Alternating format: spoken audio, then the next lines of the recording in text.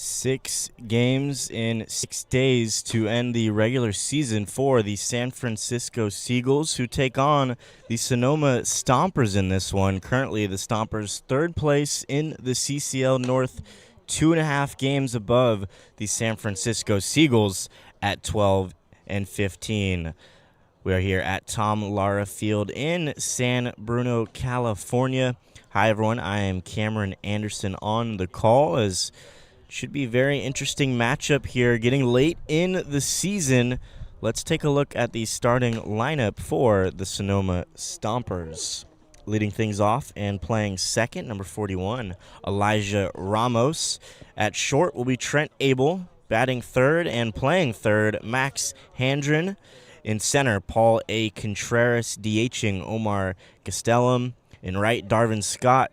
In left, Joseph Cardinal. At first, Tyler Hawley, Rudy Gonzalez behind the dish, and Destin Allen Fox on the mound for the Stompers. And let's quickly take a look at the Seagulls lineup in this one. Tinsley leading things off, playing center, followed by Landry in left, Lordier DHing, Sundar at first, Forsyth behind the dish, catching Ethan Foley, Logan Hart in right, James Bowes at short, Kai Holm at second, and Jake Brewer at third.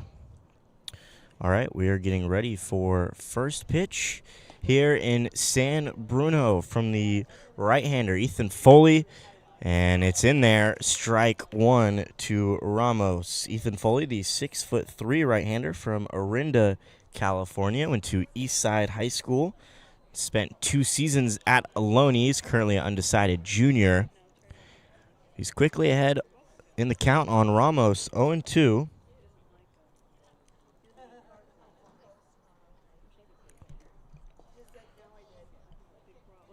The 0-2 up and in, ball 1 to Elijah Ramos. Foley threw over 86 innings with 96 strikeouts and a 2.58 ERA in his sophomore and junior year at Eastside High School. As he gets a swing and a miss, strike 3, Ramos goes down for the first out of the ballgame. So here's Trent Abel, the shortstop for the Stompers. More on Foley. In his 2 seasons at Ohlone, he threw 121 1/3 innings pitched in 22 starts with 132 punch-outs and a 3.78 ERA. First pitch to Abel, foul tipped, caught by Forsyth, strike 1.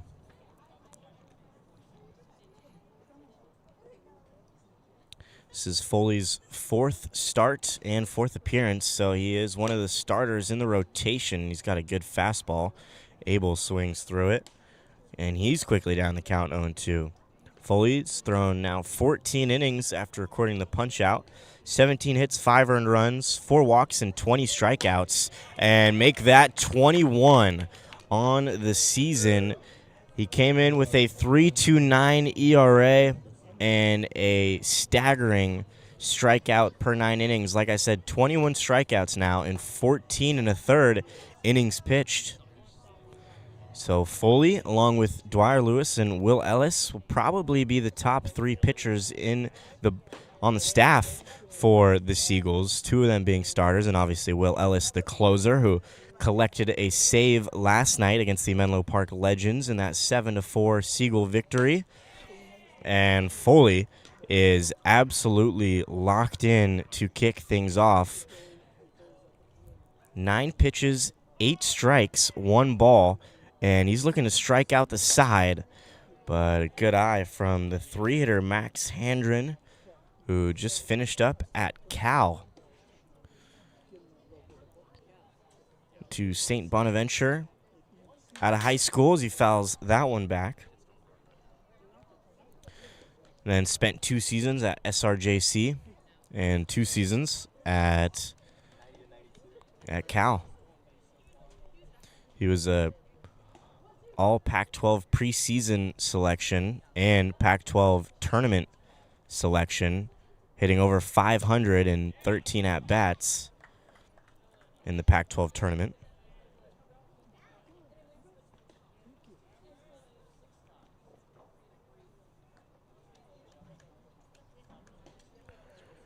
Count goes full on Handren. Foley, still a chance to strike out the side here. Here's the 3-2, and it's a good eye. And looks like now the count will be full, 3-2.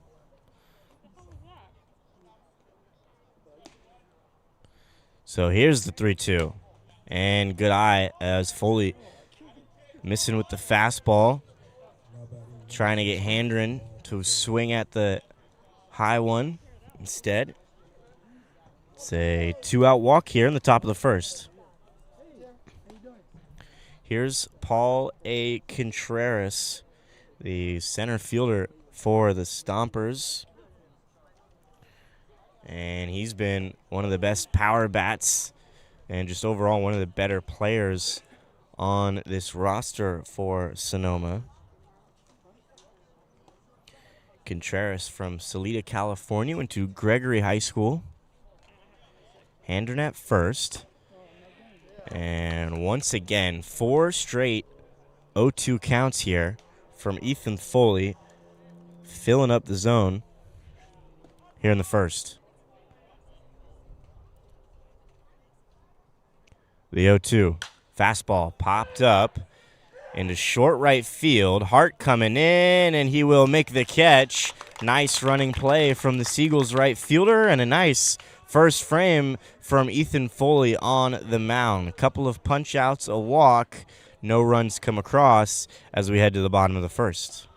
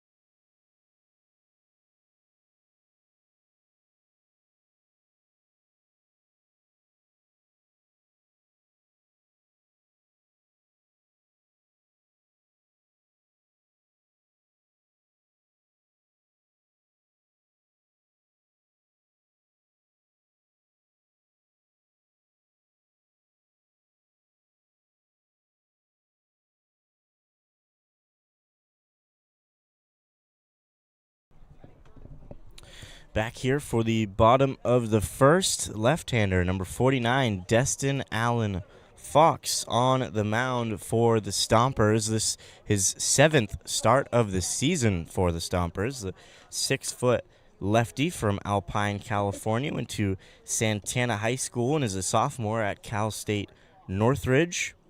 Posted an 11-1 record with a .60 ERA and 94 punch-outs in 81 2/3 innings as a senior at Santana High School. He was named All-CIF San Diego First Team Pitcher of the Year and All-State as a senior in high school, and won a D1 CIF championship his senior year as well. His twin brother, Xander Fox, is at Grossmont College as a freshman at Northridge. He pitched 16 1/3 innings pitched, was 14 strikeouts and a 4.41 ERA. So Allen Fox headed to his sophomore year at Cal State Northridge. And some current numbers on Fox. Like I said, this is 7th start of the summer. 21 2/3 innings pitched in his previous 6 starts.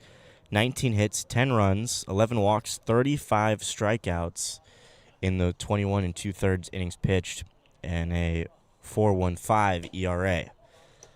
First pitch here to Andrew Tinsley, leading things off and playing center for the Seagulls. Tinsley from Frisco, Texas, to Odessa College, Murray State JC, and is now headed to North Carolina AT&T for his junior year. 2-0 on Tinsley. Foul tips that one into the glove of Gonzalez back there. Tinsley was one of the Seagulls CCL showcase selections, and he actually picked up an RBI in that game. RBI ground out, was runner on third with 1 out. The North ended up losing that game. Will Ellis was the CCL pitcher of the game, though, in his 1 inning that he got. And I'm sure some of you maybe saw that YouTube live stream, or if you have Bally Sports, you watched it.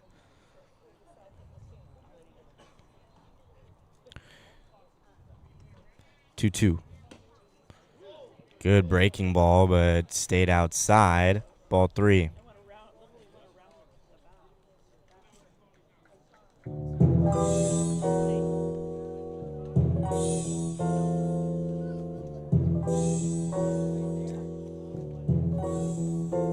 So 3-2 on Tinsley.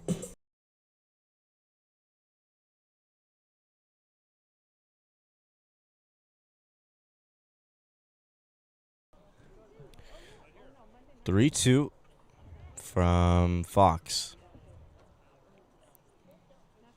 And it misses, ball 4. So leadoff walk for the Seagulls as Andrew Tinsley gets on. And here's the 2-hitter. Left fielder, number 1, Isaiah Landry.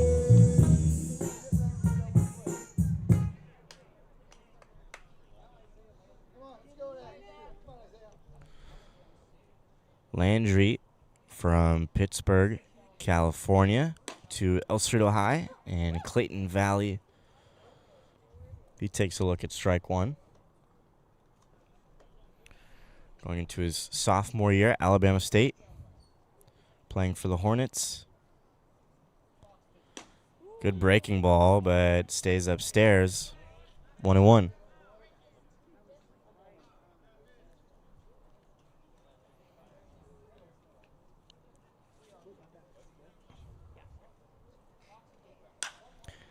Fly ball, center field. Contreras coming in, and he will camp under it and make the catch for the first out.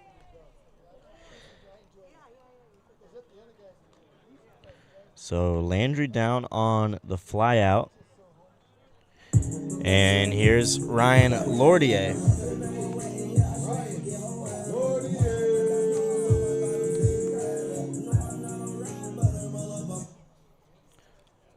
Lordier went to Cappuccino High School. Fouls that one down the right field line, out of play.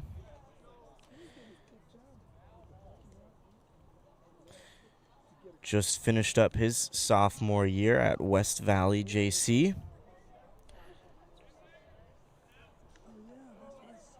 Hit over 400 in his 3 years on varsity at Cappuccino High School as he swings through that one. Down the count 0-2. Played in 89 games for West Valley in his 2 seasons, hitting .356, 21 doubles, 6 triples, 4 homers, and 71 RBIs. He was also a CCL showcase selection. Tinsley's on the move. Lordier swings through it, so it's going to be a strikeout as Tinsley swipes second.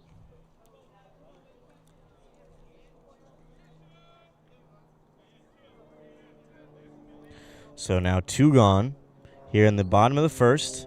Tinsley on second for the cleanup hitter, Nav Sundar.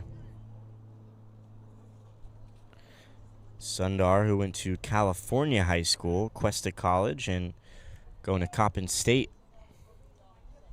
this fall. Changeup from Alan Fox, misses outside.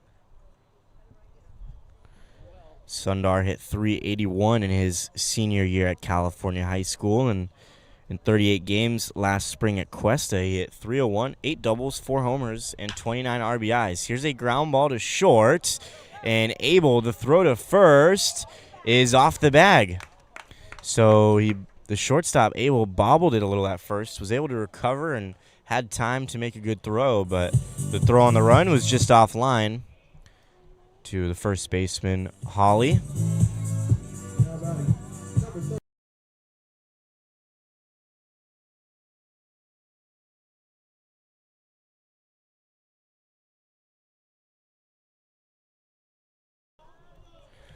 Two gone for Liam Forsyth, the catcher in this one, batting fifth. Good spot here now. Runners on first and second. Two gone. Alan Fox misses inside with the breaking ball.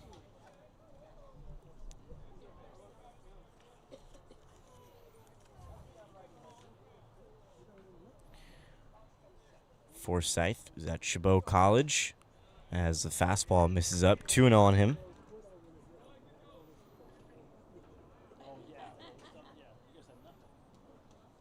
Hit 7 homers and a .314 batting average in conference play this spring at Chabot, and over a .700 slugging percentage. Looking to get the power going here this summer as he takes a look at a strike. 2-1.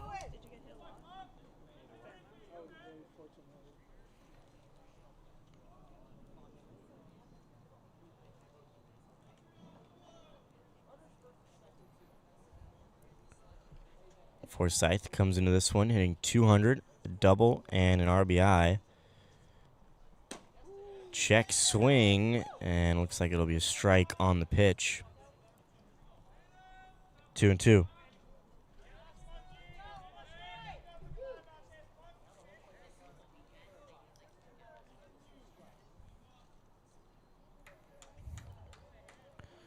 So 2 on, 2 out, and a 2-2 count on Forsyth here in the home half of the first. Seagulls.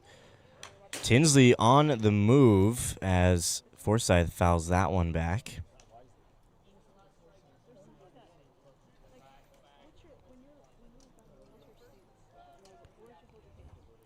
See if Tinsley decides to run again here. Like Sundar didn't pick up that Tinsley was running right away, so he stayed put at first.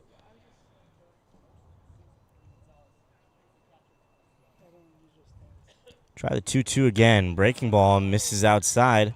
Good eye from Forsyth. Count runs full. Good at-bat here from Forsyth. This will be the 7th pitch of the at-bat.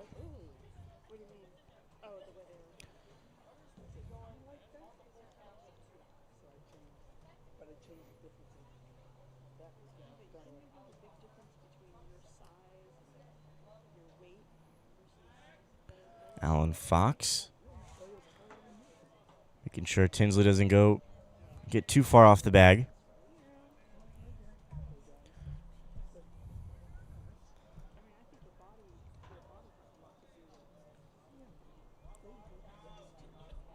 .73 degrees here in San Bruno. Nice sunny day here. Fastball misses low. And a gutsy take from Forsyth, and it pays off with a 2-out walk.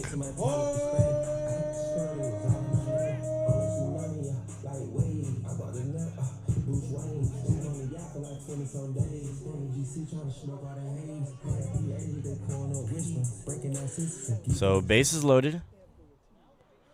2 gone for Logan Hart, the right fielder. Spent 2 seasons at Modesto and is committed to Cal State Fullerton. Swings through the fastball, 0-1. Hart, who was primarily the starting right fielder for the Seagulls, but a really competitive outfield, especially with the emergence of Isaiah Landry, who was one of the later adds to the roster. And the way that Tinsley's been hitting as well, hard to keep him out of the lineup. And so Algren, kind of the guy who missing from the starting lineup for this outfield. Obviously, and then you have Josh Hansen, who can play the outfield as well. 1-2 on Hart. Alan Fox from the windup. Swing and a miss, strike 3. So the Seagulls strand bases loaded. Alan Fox, couple of punch-outs, gets out of the jam unscathed. We go to the top of the second here, and San Bruno still 0-0.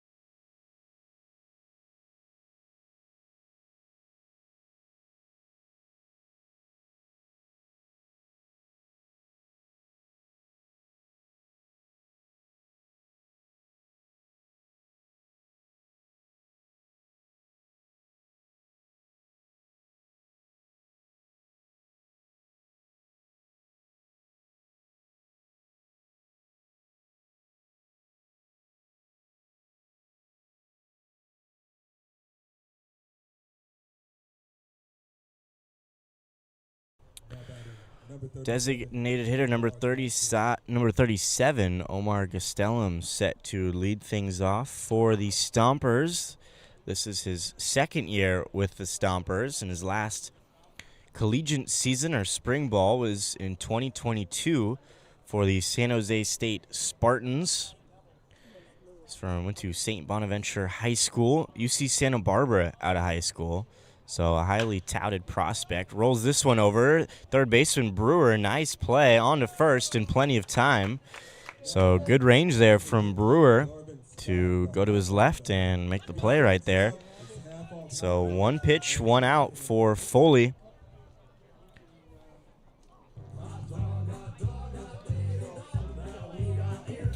Here's number 15, Darvin Scott, getting the start in right field. First pitch to him, and there's strike 1.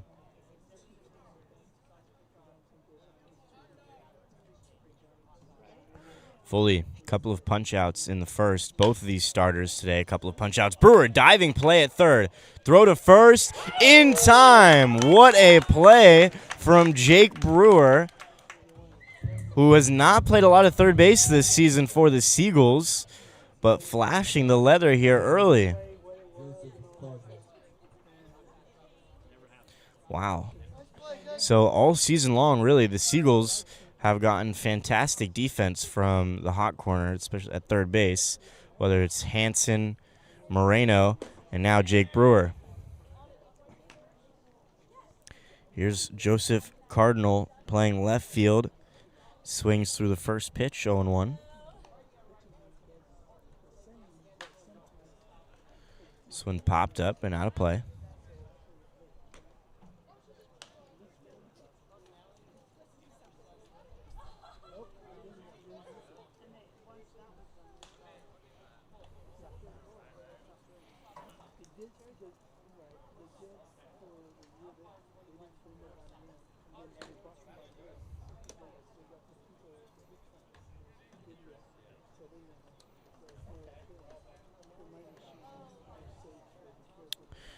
Cardinal, who's sophomore at College of San Mateo, hits a fly ball out to left field. Landry coming in, makes the catch.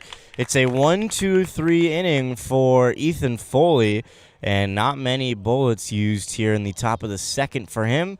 We go to the bottom of the second, still 0-0.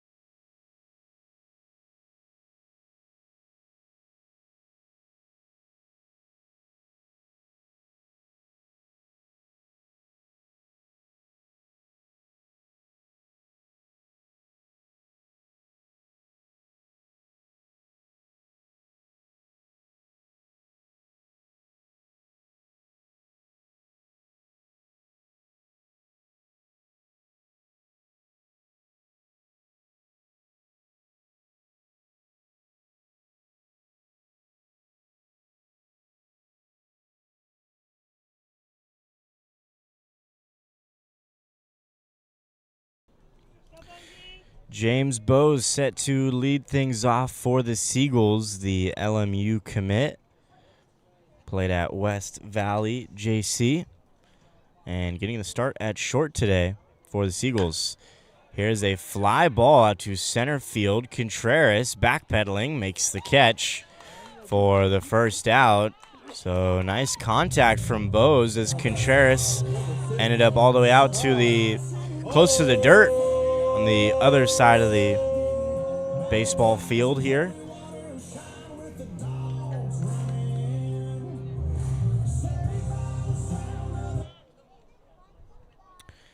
Here's Kai Holm playing second today with Bowes at short. Takes a look at ball one.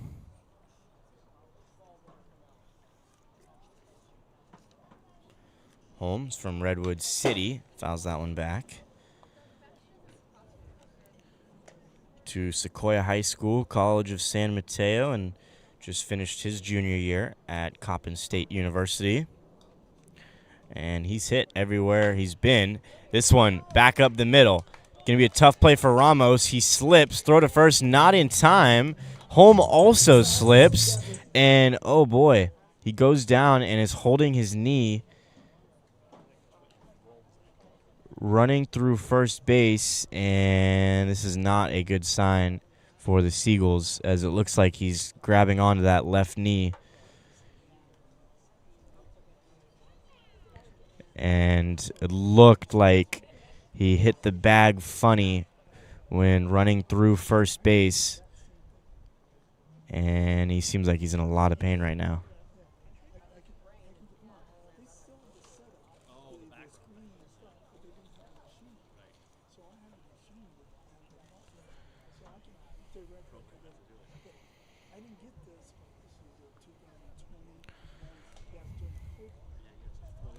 So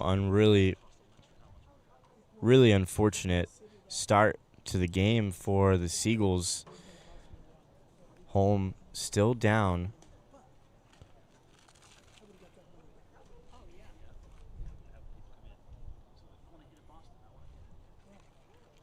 And now up, stretching out that knee.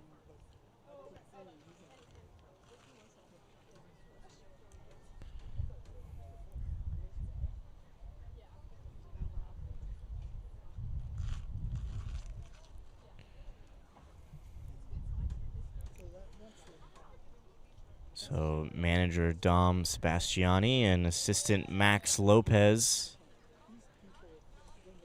over there with Holm, and it looks like he's going to try to stay in the game here.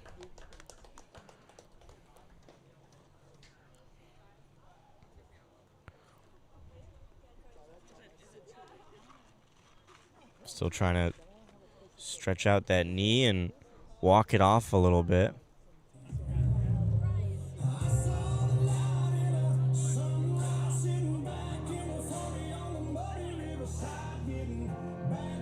So good sign for the Seagulls and Kai Holm, as that looked like it could have been really, really ugly, especially a sort of a non-contact type of injury right there, but looks like he might have just tweaked his knee a little bit.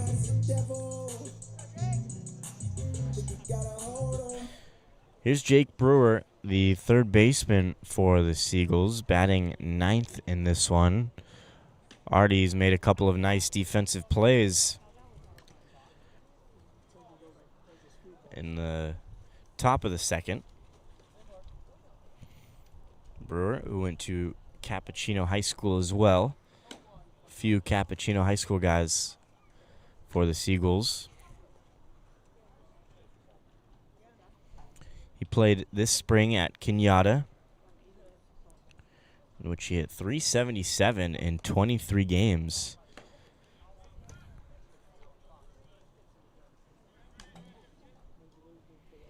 In his senior year of high school, he hit .345 at Cappuccino High School.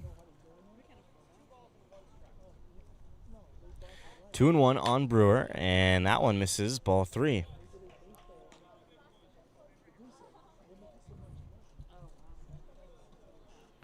So 3-1 on Brewer. Holm at first with one gone here in the bottom of the second. 3-1, swing and a miss from Brewer.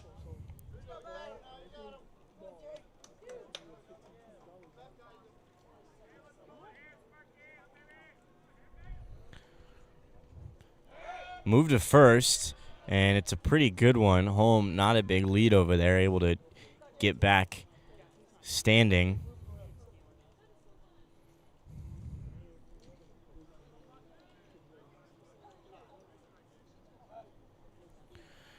So Home picks up the first hit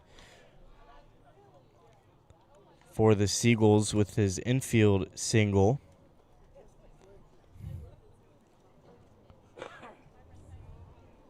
Couple of moves to first from Alan Fox. 3-2.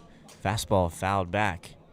And interesting, Alan Fox trying to keep Home close over there at first, but I think Home, pretty unlikely he's going to run right now based on how his knee is probably feeling right now.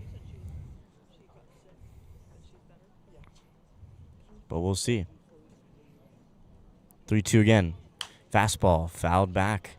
Brewer doing a nice job working into this pitch count for Alan Fox, who, again, 6 starts and just over 21 innings so far. So he hasn't gone super deep into games this season for the Seagulls.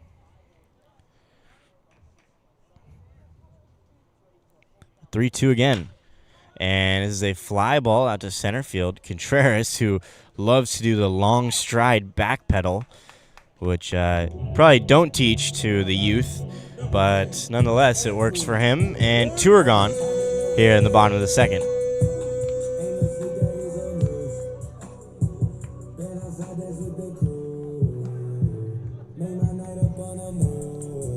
Back to the top of the order. Here's Andrew Tinsley, who led things off with a walk. Stole second, but was stranded at third when the Seagulls had bases loaded in the first.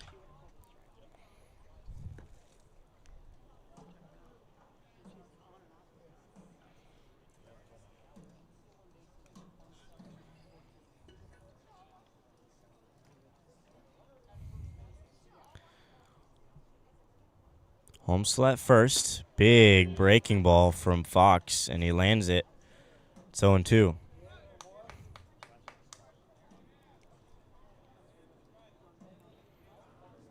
Tinsley, 1 for 4 yesterday with a couple of RBIs against the Menlo Park Legends. He takes a look at ball 1. He had the lone extra base hit for the Seagulls, hitting his 3rd double of the year, and drove in his 12th RBI of the season. Breaking ball down the line at third. Backhand from the third baseman onto first. In time from the Cal Berkeley third baseman, Max Handren. So once again, Seagulls runner on, but unable to bring any across. We go to the top of the third. Still scoreless here in San Bruno.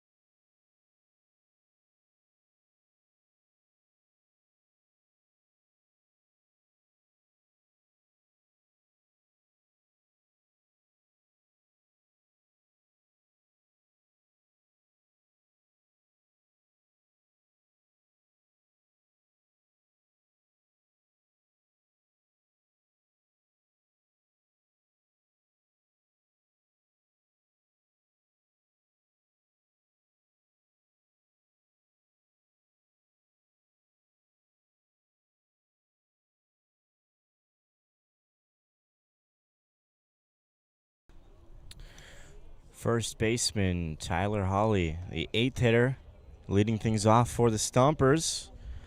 After a 1-2-3 second from Foley. This one hit down the line and just foul. And don't know if it was exactly deep enough to be gone. Probably would have been a one-hopper off the fence if he straightened that out, but definitely gave that one a ride, but just out in front for strike one.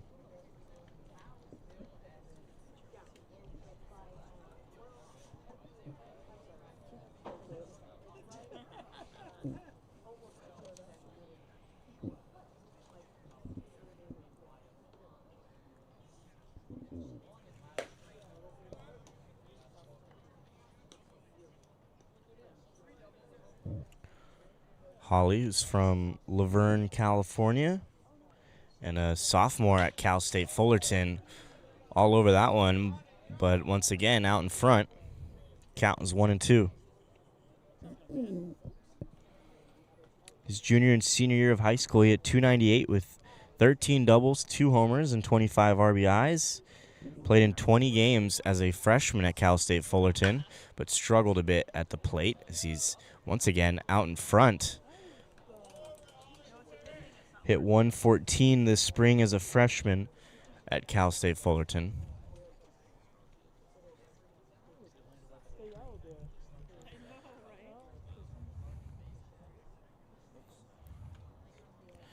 Two. Swing and a miss, strike 3. Third punch out of the evening for Ethan Foley.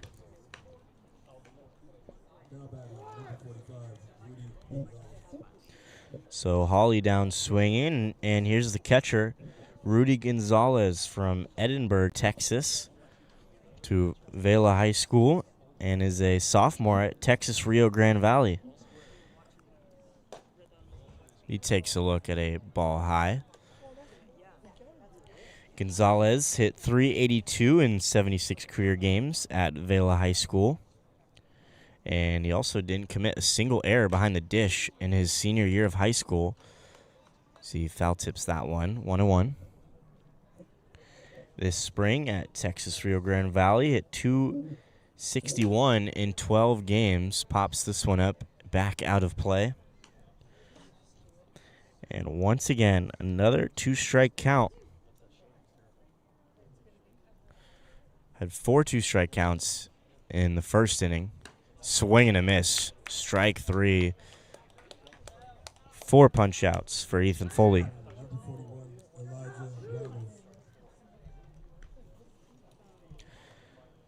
So Gonzalez down swinging on the, looks like a slider from Ethan Foley. And here's Elijah Ramos, who was the first strikeout victim, and hits this one into short left field. It's a base hit for Elijah Ramos. Ramos, who has played the Seagulls very well this summer, as it seems like he's really had 2 to 3 hit game in the first few games, at least, that the Stompers and Seagulls have played each other. This is the second to last matchup between these two teams. They won't see each other again until the final regular season game of the year for the Seagulls on July 28th, which will be at Arnold Field. And like I said, opening the broadcast, currently the Stompers in third place in the CCL-North, 2.5 games in front of the Seagulls. So this matchup, very crucial, and just 5 more games after this one for the Seagulls, trying to climb up to that 3 spot with the Blues in second place, half a game up on the Stompers, and the Crawdads, who have basically, I think, almost have already cemented themselves in the CCL-North playoffs and are close to clinching the number 1 seed already. This one fouled back. Ramos was on the move.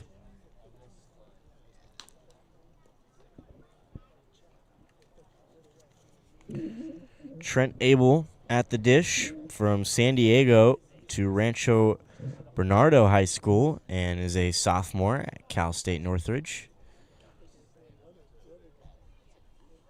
Swing and a miss, strike 3. And he's going to tag him out as Foley picks up 3 punch-outs here in the third. 5 in the ball game for the tall right-hander. We go to the bottom of the third, still 0-0.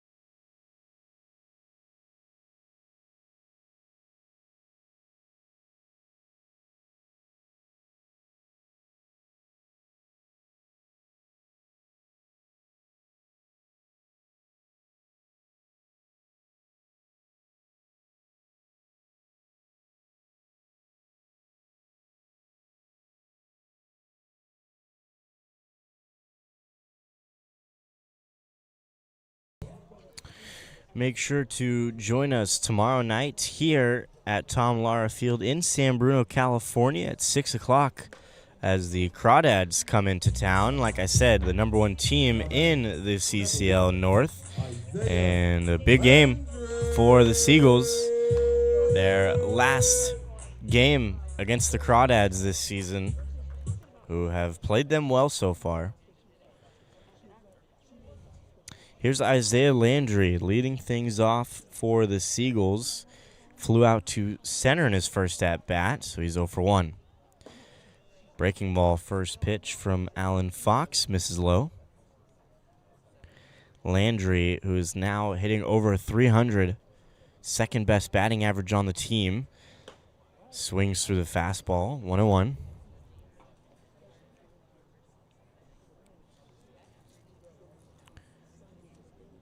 And Landry, great guy to have at the top of the order, as that one runs inside, almost hits him, just able to get out of the way.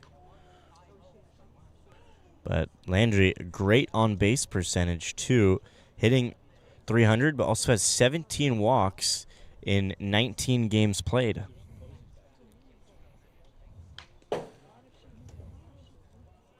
Fouls this one back.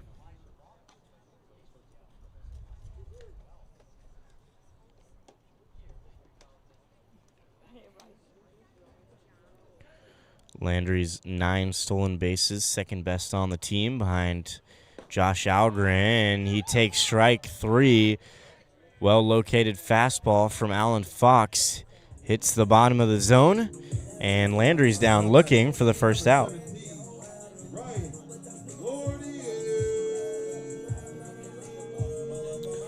So 1 gone for the 3-hitter Ryan Lordier, who is leading the team in batting average, hitting .324. Pops this one up out of play.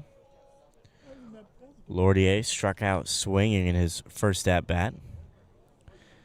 This is Lordier's 20th game of the season for the Seagulls. Change-up, misses outside. Lordier still leading the team in RBIs as well with 15. And also has 6 stolen bases. So he's just done a little bit of everything for the Seagulls this season. Here's a chopper to second. Ramos on the run, flips to first. 2 gone here in the bottom of the third. So 4-3 put out. And here's the cleanup hitter, Nav Sundar.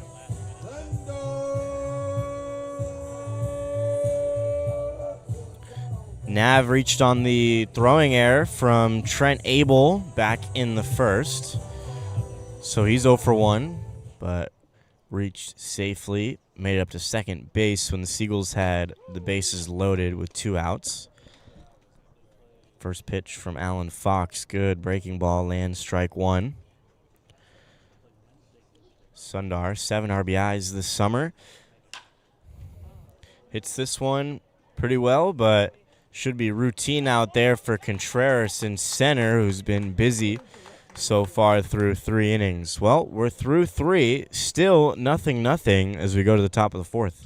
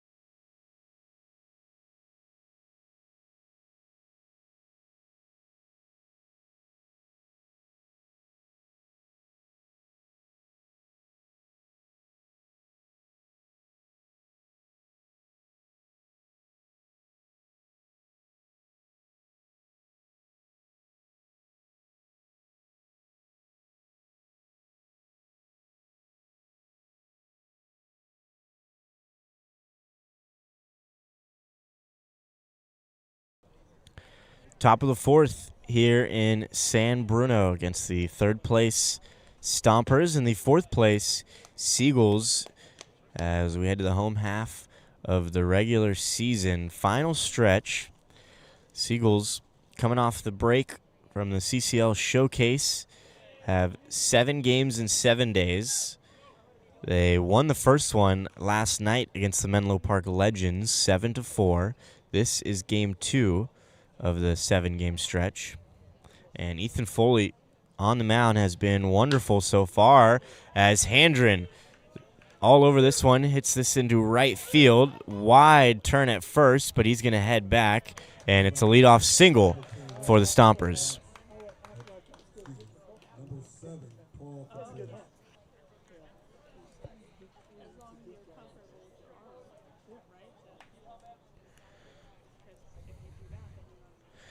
So Handren collects the 2nd hit of the evening for the Stompers, and here's Paul Contreras.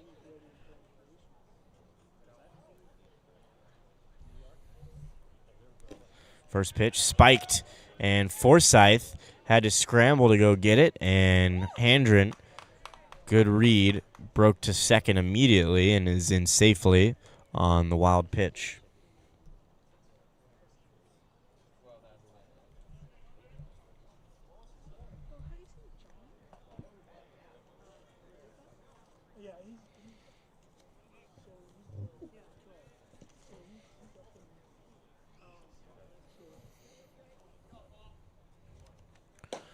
The 1-0 misses high, 2-0.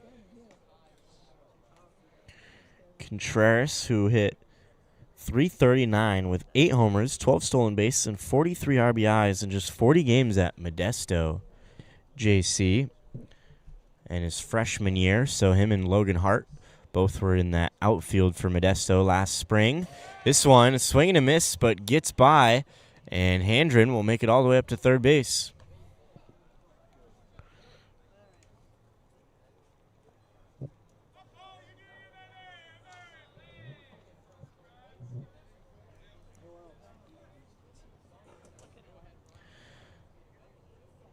2-1 on Contreras. Infield drawn in at the cut of the grass.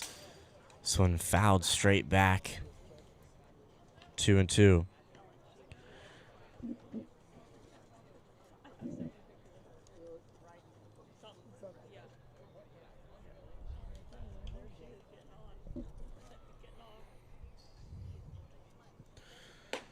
Two runs inside, now 3-2.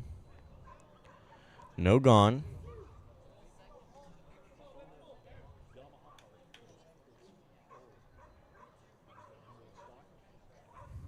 Here's the 3-2 to Contreras. Swing and a miss. Strike three. Great slider from Ethan Foley. Such a tight slider that he throws. And it looks like the fastball coming out of the hand until it breaks off towards the left-hander batter's box. Glove side movement. And that is a big out getting Contreras, who has the second most home runs in the CCL. So he's retired. And a swing and a miss from Gastelum. This is his 8th game of the summer. Came into this one hitting .231. He grounded out to third in his last at-bat. This, a base hit up the middle, and it's 1-0 Stompers as Handren comes in to score the opening run of the ball game.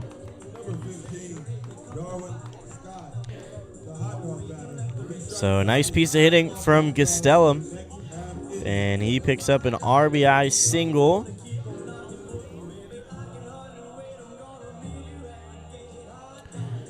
And here's Darvin Scott, who grounded out to third in his first at-bat. Scott, who's just 8 at-bats this summer. This is his 3rd game. Looks like a changeup from Foley. Misses outside. 1-0. And Scott, who's got 2 runs on 3 walks, but still looking for his first hit of the summer. Again, a couple of these really late adds into the season for the Stompers. The Seagulls have definitely added to the bullpen later in the second half of the season, but have not added in the position player department, where the Stompers have almost a brand new team in the second half of the season with a lot of new guys coming in. 2-1 on Scott, the right fielder for the Stompers.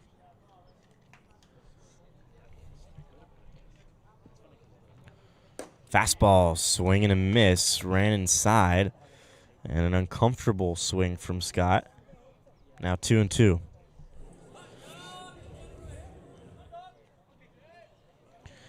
So Foley definitely looking for the punch out or a ground out here. With 1 out and a runner on first. That one instead in the dirt. Forsythe able to pounce on it before Gastelum moves up to second base, so he'll stay put. Count now 3-2.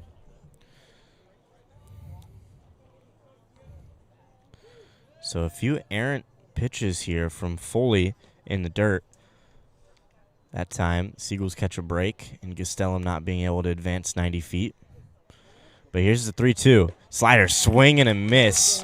Another strikeout for Ethan Foley.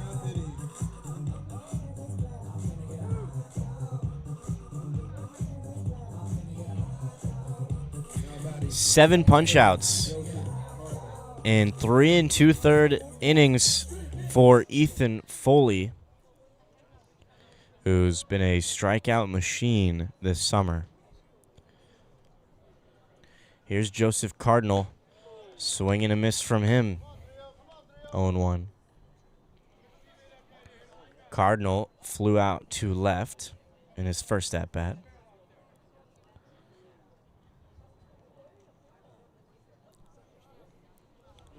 And once again in the dirt. And it looks like it might be that changeup that he's having trouble to locate. And interesting, the right on right changeup that is he's trying to locate on the outside corner to the right-handed hitters. which can be a difficult thing to do. 1-1. Fastball misses high. Ball 2. And Foley, who's throwing hard this evening, sitting in the low 90s, around 90 to 92 miles per hour with the fastball. So definitely one of the harder throwing Seagulls. Slider. Cardinal thought about it, but he checked his swing in time. 3-1.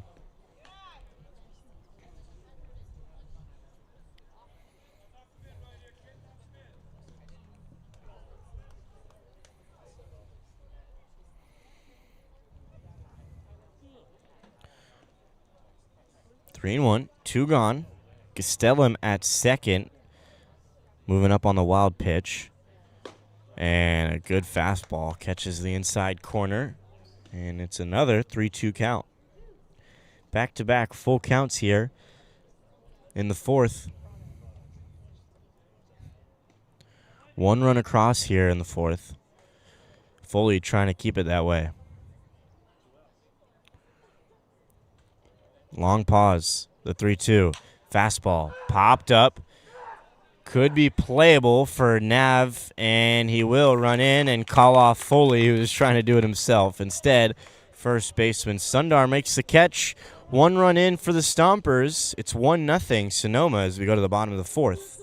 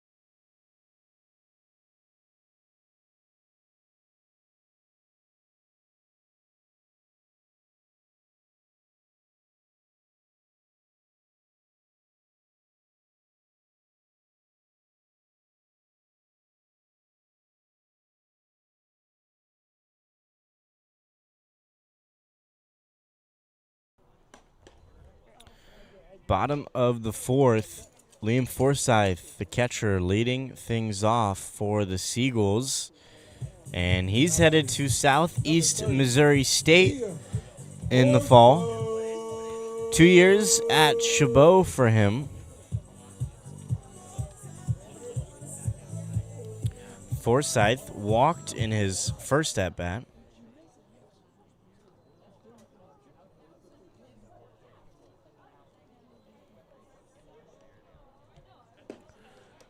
Good breaking ball from the starter, Alan Fox, still on the mound.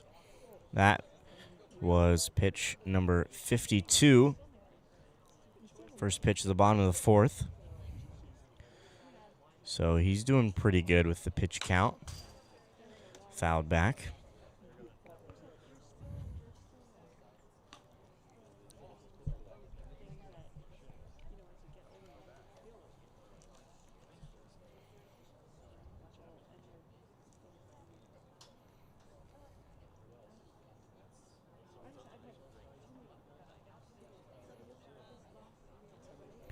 Here's the 0-2, misses high, ball 1.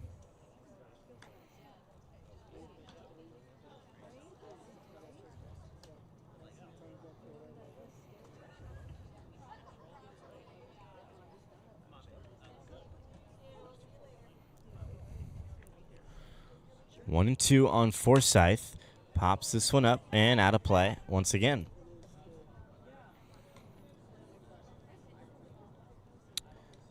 Well, a little look around the CCL-North. The Crawdads in the top of the fourth against the Alameda Merchants have a 1-0 lead. The Blues playing the Menlo Park Legends up 2-0 in the bottom of the third. As Forsyth takes a look at a curveball in the dirt. 2-2. The Legends, who have had a little bit of a skid lately, especially after losing to the Seagulls, and they get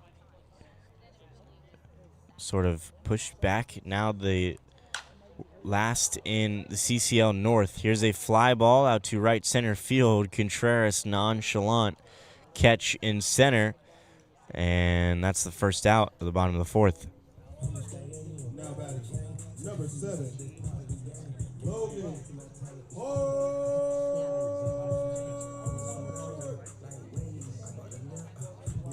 Here's Logan Hart, the 6'3" lefty from Houston, California. Went to Turlock High School. Played football and baseball in high school.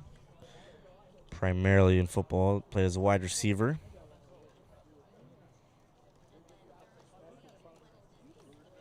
Hit .392 in 27 games on the diamond in his senior year of high school. He quickly down on the count, 0-2. This spring at Modesto, he had .345 in 41 games, 21 stolen bases, 3 homers, 12 doubles, 5 triples. Check swing, and it's foul. So Hart, who had a fantastic sophomore year at Modesto, like I said, just reading off some of those numbers, and is headed to Cal State Fullerton, but has really struggled with the bat this summer for the Seagulls.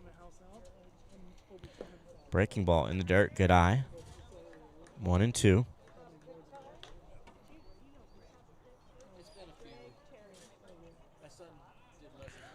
Hart came into this one hitting 181, 3 doubles, 9 RBIs, 3 stolen bases. Breaking ball hits this one out to center, and Contreras once again makes the catch. 2 gone. So Logan Hart, who played in the outfield at Modesto with Paul A. Contreras, the guy who just flied out to. And that's 3 straight fly balls to Contreras, dating back to the end of the third. And weirdly enough, the 6th flyout to center field. First pitch to James Bowes, the LMU commit, in there, strike 1. Alan Fox working quick.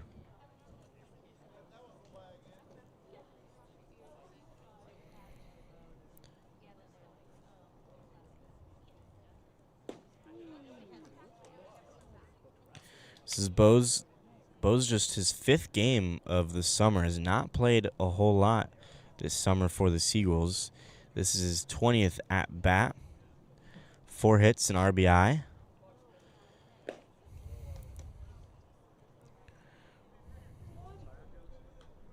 Three and 1 on Bowes. Flew out to center in his first at bat. Just 1 hit surrendered so far for Alan Fox on the mound. He's been magnificent. Ground ball to third. Pretty routine for Handren. Throw to first is in the dirt, but a nice pick at first from Hawley saves the throwing error. And through 4 innings from Alan Fox, no runs surrendered, just 1 hit on his line. We go to the 5th, 1-0 Stompers ahead.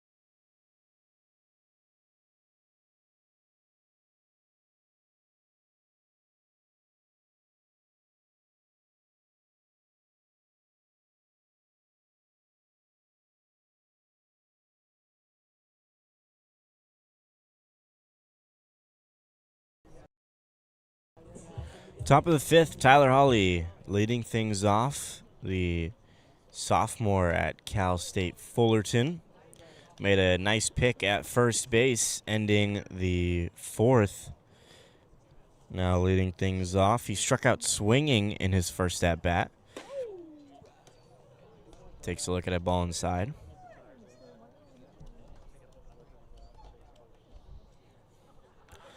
Hawley came into this one hitting .229. And there's a good changeup from Foley as Hawley swings over the top of it, 1-1. 3 doubles, a homer, 10 RBIs this summer for Hawley, this is his 30th game of the season. So he's played in 30 of 31 games for the Stompers. So him and Trent Abel both tied with the most games played, as both of them have played in all but one. It's like another changeup from Foley. That one spiked.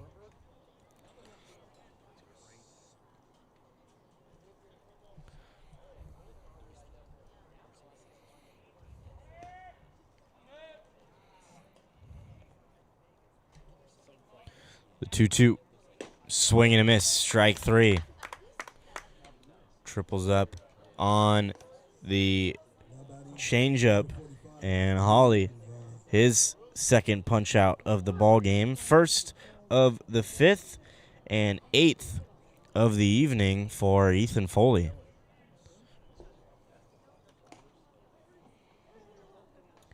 So Foley, 2 punch outs in the first, 3 in the third, striking out the side, just surrendering a single. 2 in the fourth and 1 here in the fifth so far, and gets ahead 0-1 on the 9-hitter, Rudy Gonzalez. Swing and a miss, 0-2. Really, the only thing that has hurt Foley so far was last inning, just the wild pitches. Gave up a single, and then a couple of wild pitches allowed Handren to move all the way up to third before an RBI single from Gastelum. Gonzalez, good contact there, but just out in front. Just maybe a little over a foot down the third baseline. It was almost extra bases for him. Foley goes back to the changeup, but misses in the dirt, and good eye from Gonzalez. 1-2. The 1-2. Inside, 2-2.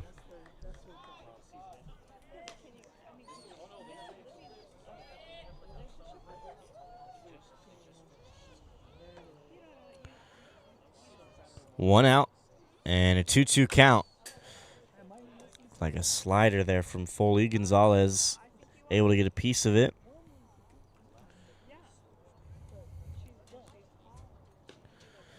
Still 2-2. This will be the 7th pitch of the at-bat. In the dirt, 3-2.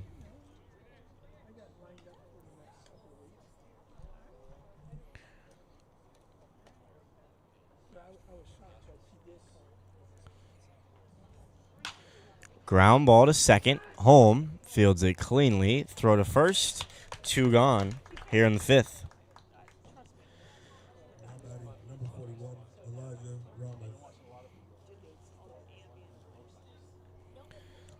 So 75 pitches for Ethan Foley through 4 2/3. 8 punch outs, like I mentioned. And just 3 hits and a walk.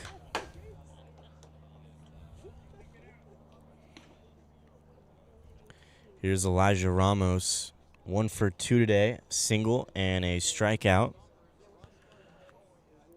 Ramos, who among guys that have been playing consistently for the Stompers this season, leads the team in batting average. He was one of the Stompers CCL showcase selections. Comes into this one hitting .317. His 32 hits, most on the team as well. 5 doubles, 13 RBIs. and 6 stolen bases. Ground ball to third. Brewer fields it cleanly on to first, and it's another 1-2-3 inning for Foley.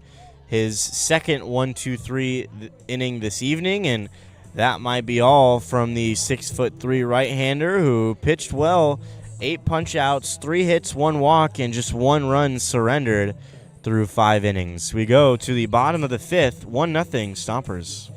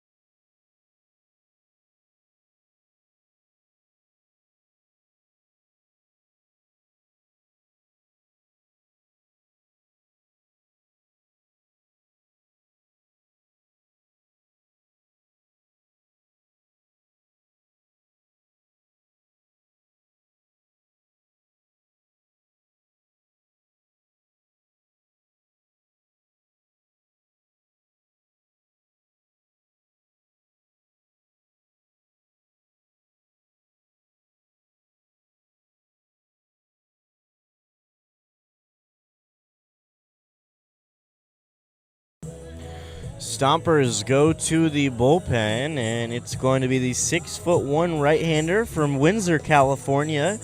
Went to Cardinal Newman High School and is a sophomore at Menlo College.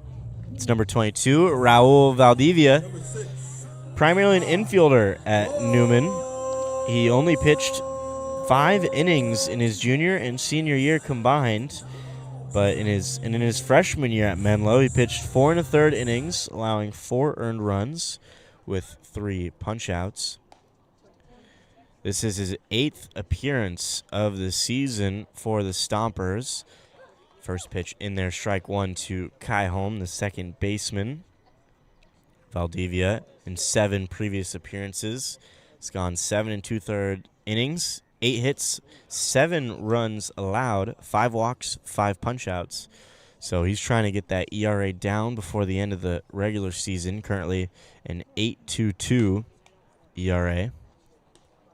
Well, 0-2 here on Kai Holm. First batter he faces out of the bullpen, Alan Fox. 4 very strong innings as the curveball misses high, 1-0. But like I mentioned, Alan Fox has just not gone super deep into games as he exits under 80 pitches. Kai Holm, the lone single, and he strikes out looking here for the first out. Still just 1 hit for the Seagulls, and it was Kai Holm, who, if you remember, beat out a ground ball up the middle and went down grabbing his knee. Was in some pain, but still in the game and feeling better, obviously. Here's Jake Brewer, who's been great defensively at third. Takes a look at strike 1. He flew out to center in his first at-bat, so he's 0 for 1.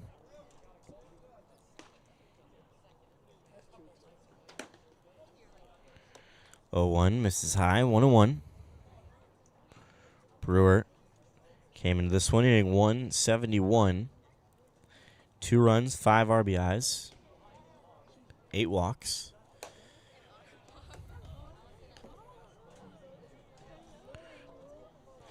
Finds himself down in the count, 1-2.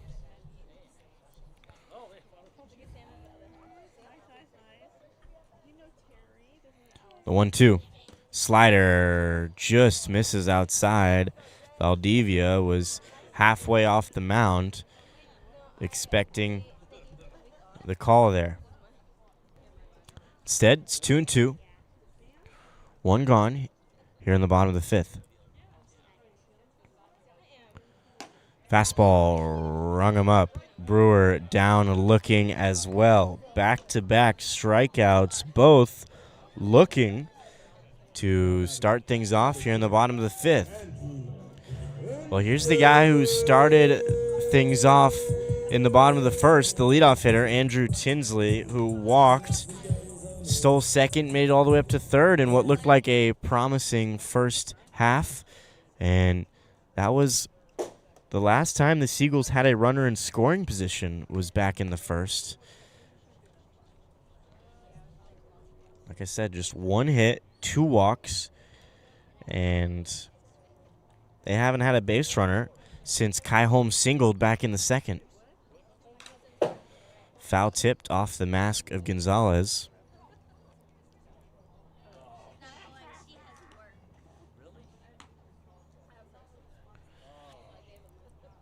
Tinsley, who's been one of the better hitters for the Seagulls this summer, and all around has been great. Great defense in the outfield, one of the better arms you'll find. And had one of the more memorable defensive plays against the Sonoma Stompers when they played in Sonoma, the second game in Sonoma, when the Seagulls came from behind as they were on the ropes, and defensively Tinsley gunned out the runner at the plate twice, almost had 3 outfield assists at the plate. One of them was a 2-hopper that went by the catcher, but the throw was on time and on target. 2-2. Check swing. Did he go around? Yes, he did. And that is a tough break right there. Valdivia strikes out the side in order in his first inning out of the bullpen. We go to the 6th. 1-0 Stompers here in San Bruno.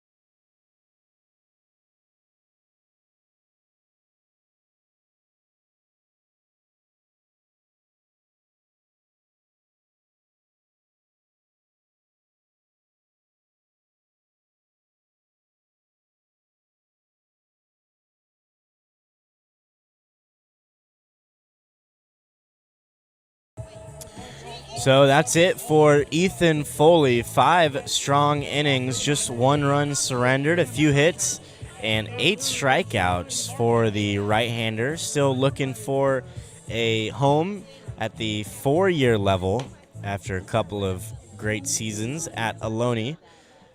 And here's the Seagulls southpaw, one of the later additions to the bullpen, as they've been trying to beef up this bullpen at the back half of the season. It's the 6'2" lefty, Will Nibis, from Incline Village, Nevada. Went to Bellarmine College Prep High School in San Jose, Mission College, and is a junior at Kansas State.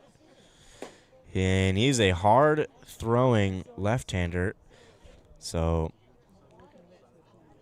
him, Ethan Foley, and Will Ellis are the hardest-throwing pitchers healthy on the staff. Matt Moreno can run it up as well, but he has been shut down on the mound for the rest of the season after he exited that game warming up between the first and second game. Unfortunately, his first CCL start on the mound of the season, and currently dealing with a back injury, so he's been shut down on the mound.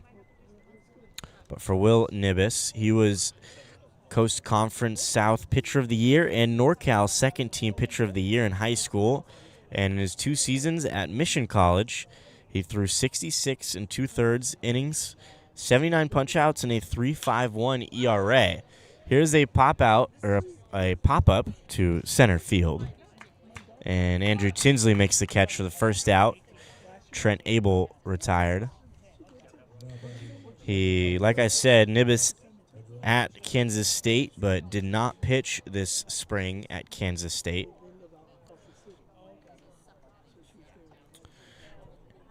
So 1 gone here in the top of the 6th after the fly out to center.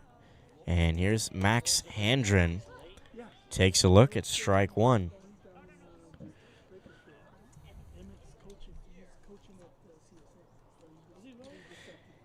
Handren singled and came around to score the only run of the ball game. Check swing. Did he go around? Yes, he did, and it seems like he knew it right away. Single and a walk so far for Handren. This is second game with the Stompers. His first game, he went 2 for 3. So right now, he's 3 for 4 with a walk. Pretty good start. And a nice addition for the Stompers heading into the last week of the season and potentially postseason for the Stompers.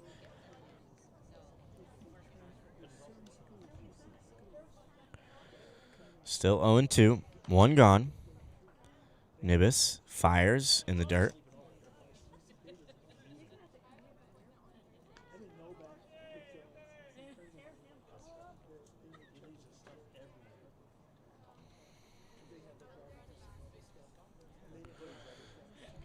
So Handren now 3 for 4 this summer with 2 walks. He walked in his first game as well.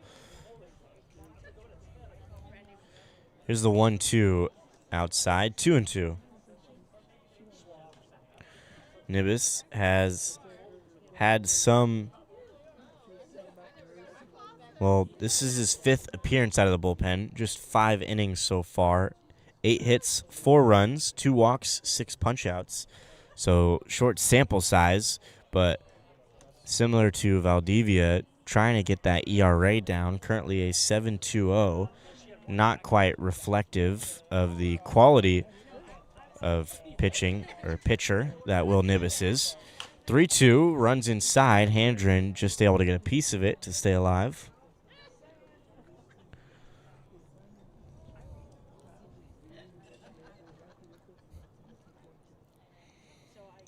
So count is still full. 1 gone. 3-2, got him looking. Perfectly placed fastball from Nibis, and he picks up the strikeout, 9th punch-out of the evening for this pitching staff between him and Ethan Foley. And here's Paul Contreras, the center fielder who's been a busy man defensively. He's 0 for 2 today, a flyout and a strikeout. Contreras, who's got a lot of pop. He's 4 home runs this summer, 11 RBIs, but comes in today hitting under 200 now. So he's struggled with the contact, but the pop is definitely there. does have great plate discipline. His 25 walks leads the team by a landslide. In second place is Trent Abel with 18. Great breaking ball there from Nibis. Lands it for strike 2. 1-2 on Contreras. Nibis trying to pick up back-to-back punch-outs to end the 6th. Check swing. Appeal to first, and they're going to say he went around. So back-to-back in the end of the 5th and the top of the 6th. Some questionable strike 3 on the appeal down to first with the check swings, but nonetheless, we go to the bottom of the 6th. Still 1-0 Stompers. Nice inning from Will Nibis.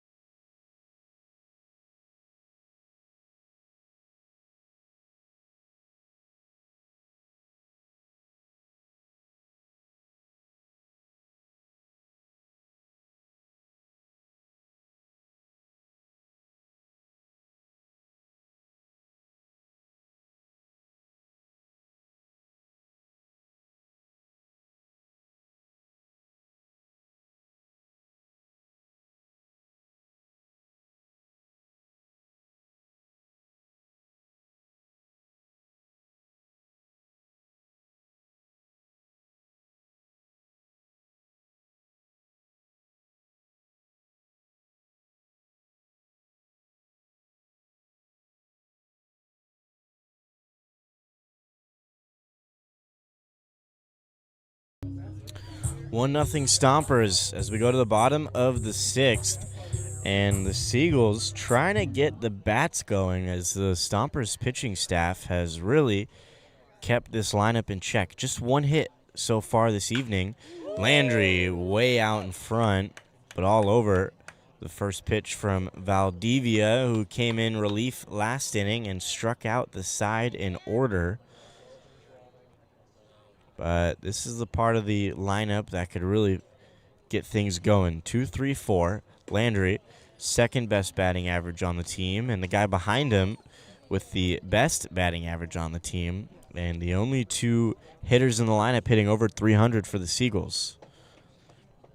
1-1 on Landry. He's 0 for 2 today with the flyout and a strikeout.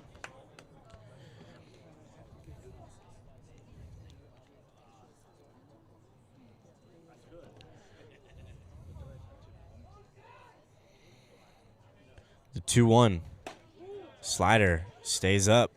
3-1. Might have been a curveball. Hard to tell a little bit.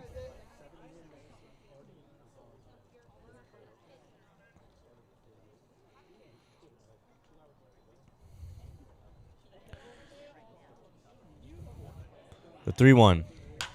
And a ground ball to third and out of reach of the third baseman, Max Handren, into that 5-6 hole. And there's a leadoff single for the Seagulls, their second hit of the evening.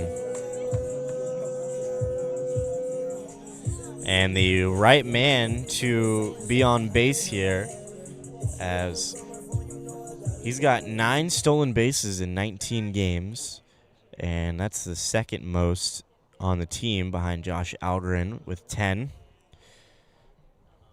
So good speed on the bases for Ryan Lordier, who just finished up at West Valley JC and is headed to Manhattan College for his junior year.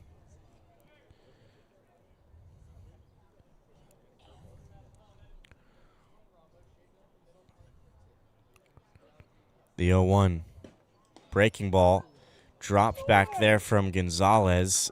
still called a strike nonetheless, 0-2. Lourdier strikeout and a ground out to second so far. Let's see if Landry's on the move here. The 0-2. Fastball. This one hit out to right center field. It's going to be extra bases. Lourdier digging for two. It's a good throw, but unable to dig that one out. And it's a double for Ryan Lourdier. Runners on second and third. The Seagulls got something cooking here in the sixth.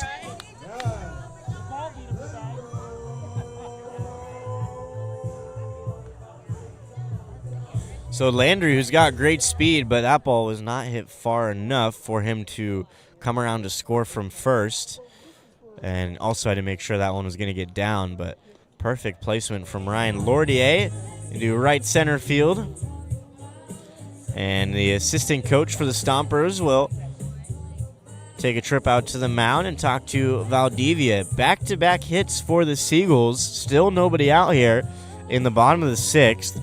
And like I said, it's a good opportunity with this part of the order to try to get something going offensively. Entered this inning with just one hit, and since Landry's single, they hadn't had a base runner since Kai Holmes' single back in the second. They had 3 base runners in the first, 1 in the second, and then were completely shut down innings 3 through 5. Different story here in the sixth. Here's Nav Sundar, 0 for 2 today. First pitch, breaking ball, low, ball 1. Sundar reached safely in his first at-bat on the throwing error from Abel.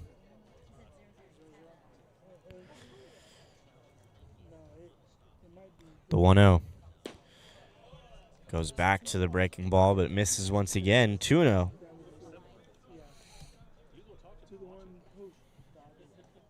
Stompers getting an arm loose in their bullpen.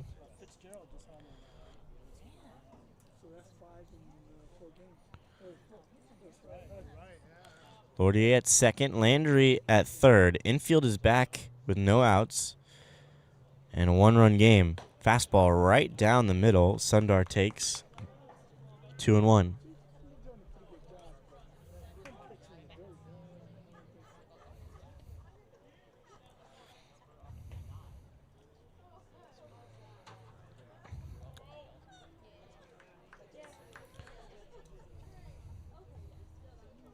Two-one from Valdivia in the dirt. 3-1.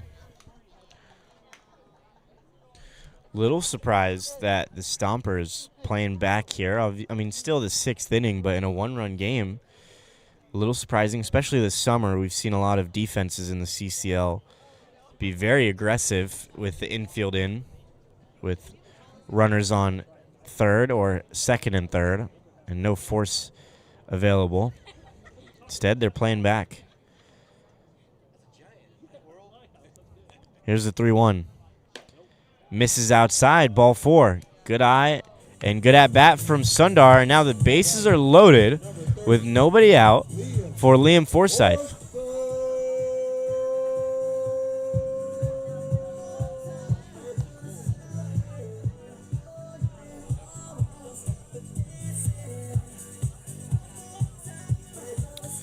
So corners are in now.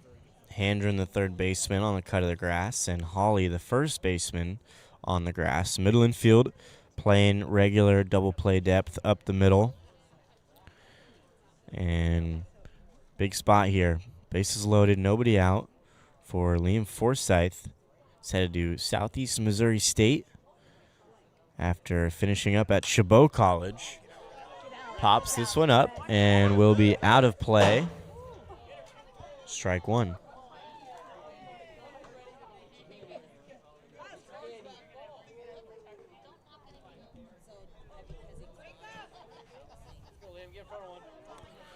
So 0-1 on Forsyth.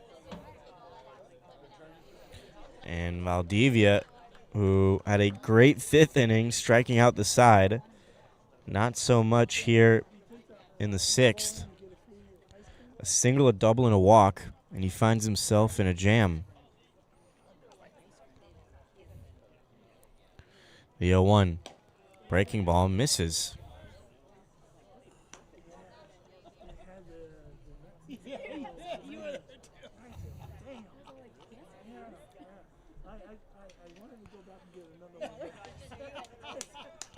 So 1-1 now on Forsyth, who just has one RBI this summer in 42 at-bats. Pops this one up. Ramos, the second baseman, calls it off, makes the catch. Landry will fake the tag, but no way he's running home on that one. One gone.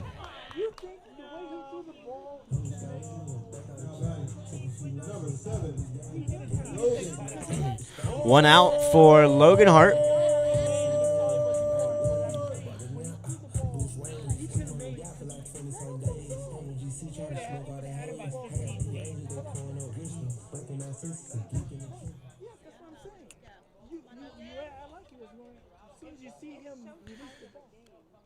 Bases loaded, one out.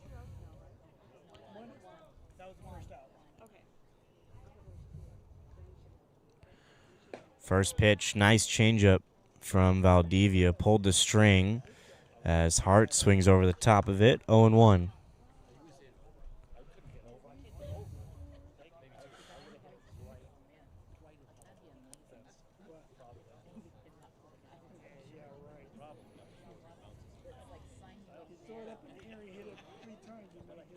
The 0-1. Chopper foul. And the Seagulls might be fortunate that that one rolled foul. But now 0-2.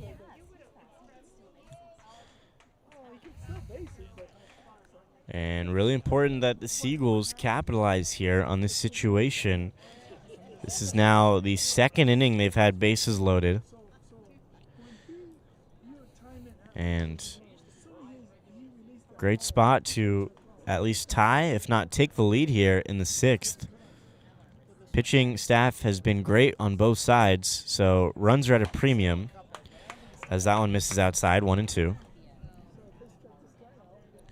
And this definitely feels like one of those games where first team to 3 to 4 runs might get the victory.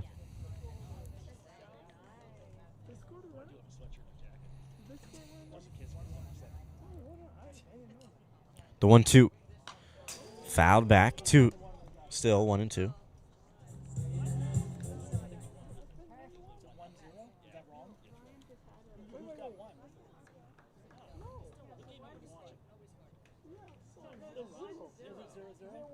Three doubles this season for the Seagulls.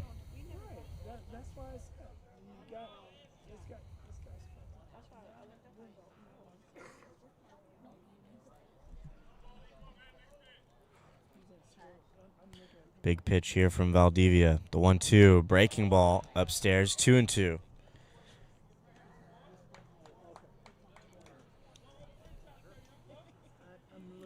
Nine RBIs this summer for Logan Hart. And just 13 hits, 7 runs scored.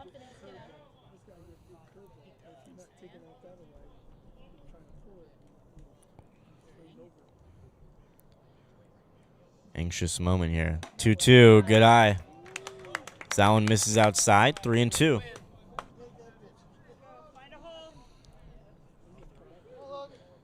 So Hart was quickly down the count, 0-2. Works the count now, 3-2.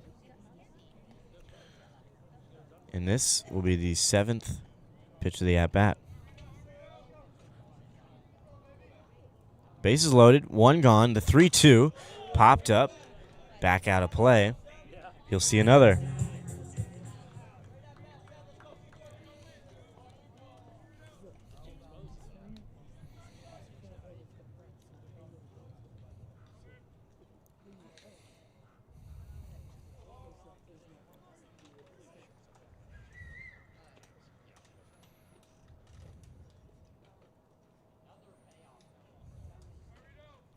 Valdivia working hard this inning. Another 3-2, and it misses. Ball 4. And the Seagulls walk in their first run of the ball game, and we're tied 1-1 here in the bottom of the 6th. Looks like that's going to be it for Valdivia, as manager will take the mound from Valdivia. The skipper, Zach Pace, who is an assistant coach at Sonoma State. And that'll be it for Valdivia. They go to the bullpen, and we'll take a quick break and be back on the other side with the new arm for the Stompers.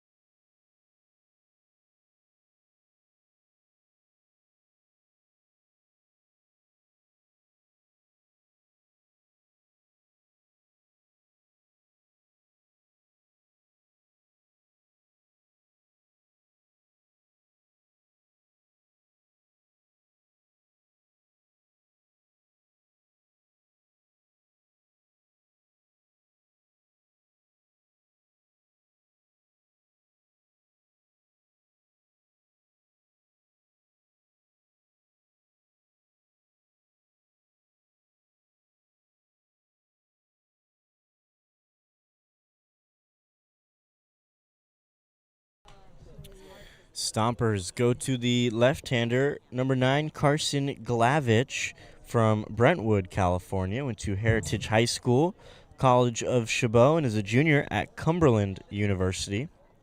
In his senior year at Heritage, he solely focused on pitching, throwing 30 2/3 innings, striking out 25, and posted a 3.42 ERA. Played one season at Chabot, throwing just under 30 innings, 27 strikeouts, before now going to Cumberland University.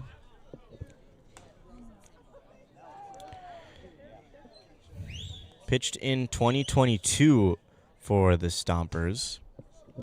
Made 10 appearances, 16 2/3 innings, 13 punch-outs, and a 6.48 ERA. And the first, wow, James Bowes jumps on that one just out in front, 1-1.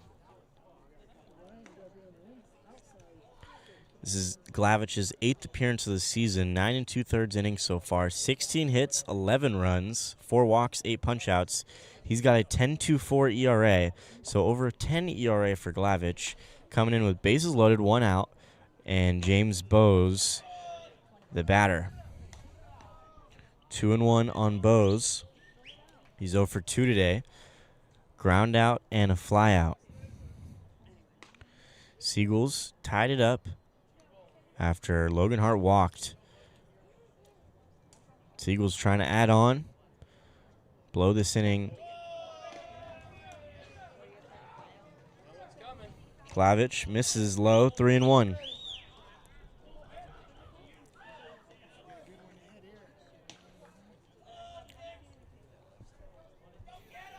So Valdivia, who came out of the game because he was having trouble locating the couple of walks, and first pitcher out of the bullpen, a 3-1 count. This one down in the middle, but Bowes pops it up, 3-2.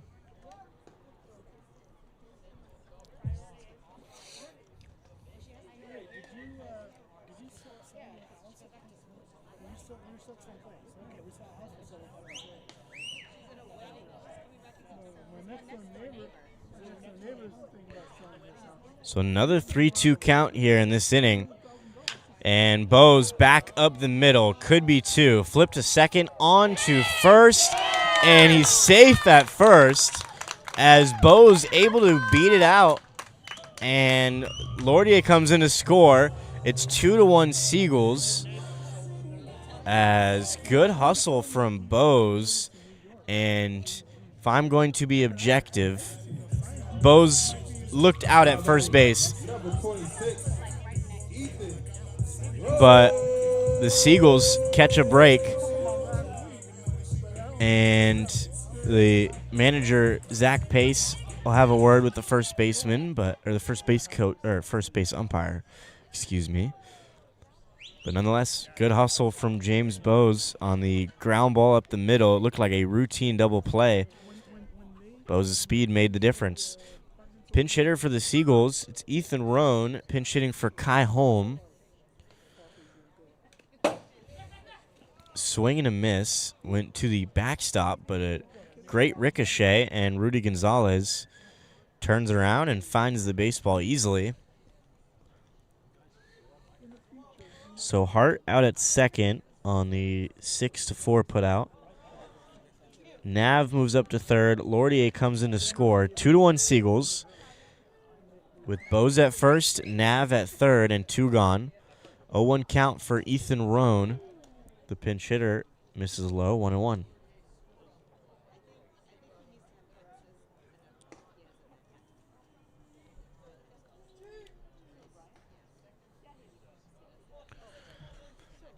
Roan from Choctaw, Oklahoma. And a 1-1 count. Good movement on that one. Roan gets a piece of it, 1-2.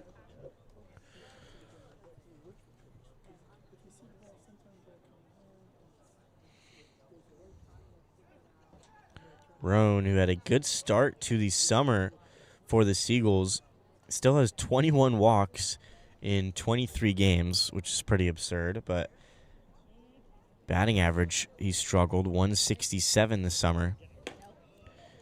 Like a changeup there from Glavich, misses outside. 7 runs, a double, and 8 RBIs. 12 runs scored, 3 doubles, a homer, 9 RBIs for Ethan Roan, and 21 walks. 2 on, 2 out. 2-2 pitch. Bose on the move. Roan fouls this one. Little dribbler back. We'll see another.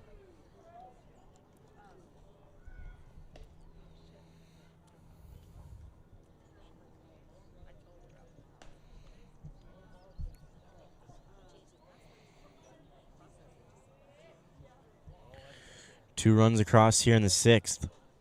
And a third run just 90 feet away. See if Bose is on the move again. He won't move, and Roan won't be able to get the bat off his shoulders. He's down looking for the third out. Not before 2 runs come across, and the Seagulls jump out in front as we head to the 7th. Last 3 innings in this one, 2-1 Seagulls.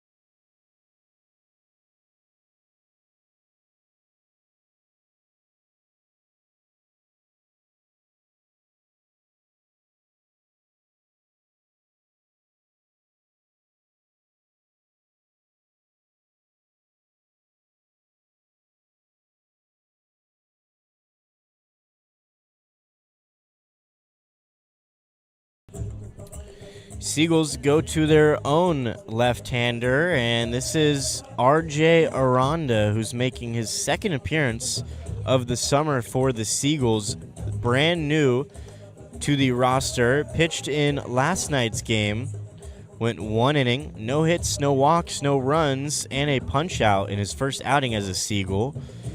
And here he is for his second, pitching in back-to-back games, as the Seagulls are going to need all hands on deck for this home half or home stretch of the season. Like I said, 7 games in 7 days.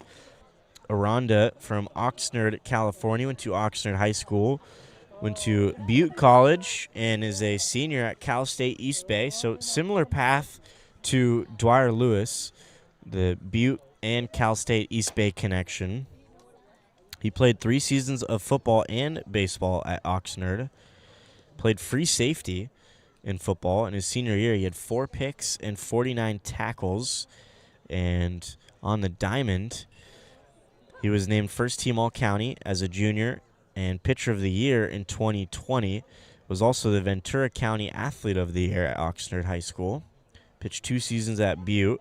One of them was the COVID season, so it didn't count towards his eligibility. He threw 78 innings, 77 punch-outs, and a career 3.81 ERA.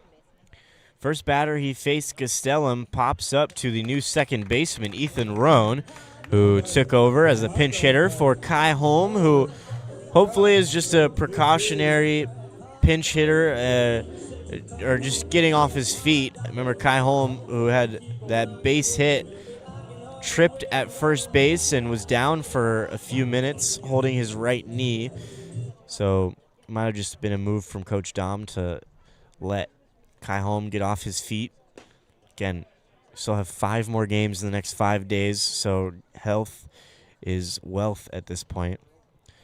First pitch to Darvin Scott is in there, strike 1. And the second pitch in there, strike 2. So good sign if you're a Seagulls fan. RJ Aranda filling up the zone. Transferred to East Bay. Spent 2 seasons at Cal State East Bay so far. Curveball there. Scott out in front. Rolls it foul. He's thrown 52 innings so far at Cal State East Bay. 36 punch-outs. 0-2. Low. 1-2.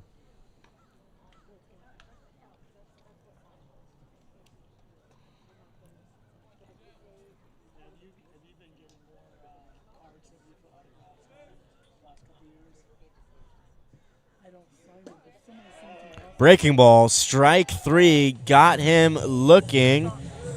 And that was the hot dog batter of the game. So half off on hot dogs here in the 7th. As Scott down looking, his second punch out of the ballgame.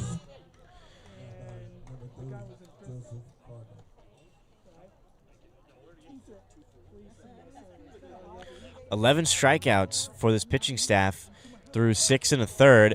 Bunt, and Aranda fields it cleanly. Throw to first in time. Sundar, a nice stretch over there, able to keep his foot on the bag somehow, as Joseph Cardinal, who's trying to get a bunt single, nabbed at first base. Nice defensive play from Aranda and Sundar. We go to the bottom of the 7th. Time to stretch here at Tom Lara Field in San Bruno, California.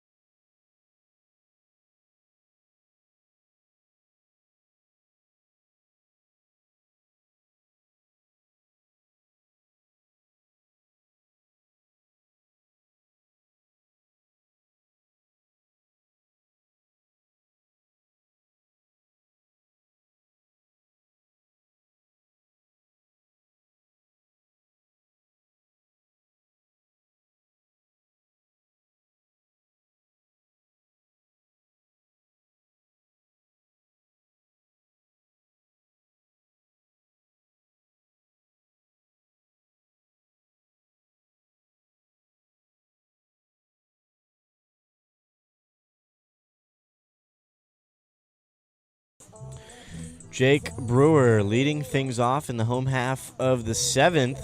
Seagulls with a lead here in the 7th after putting 2 across in the bottom of the 6th, and then a 1-2-3 inning from Aranda. And Brewer, who has been magnificent with the bunts. It's another bunt single for Jake Brewer, leading things off here in the bottom of the 7th. So Brewer, that has sort of become his MO as a Seagull this season, as defensively he's been magnificent, especially this game. And another bunt single for Jake Brewer. So the 9-hitter does his job, as here's Andrew Tinsley at the top of the order. The runner on first and nobody out.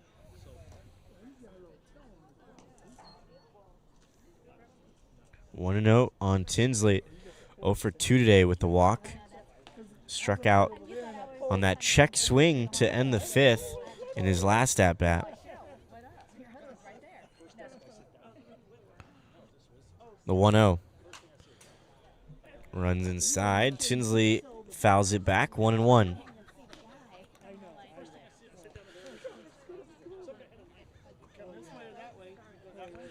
Seagulls play the Crawdads tomorrow. Same start time at 6:05.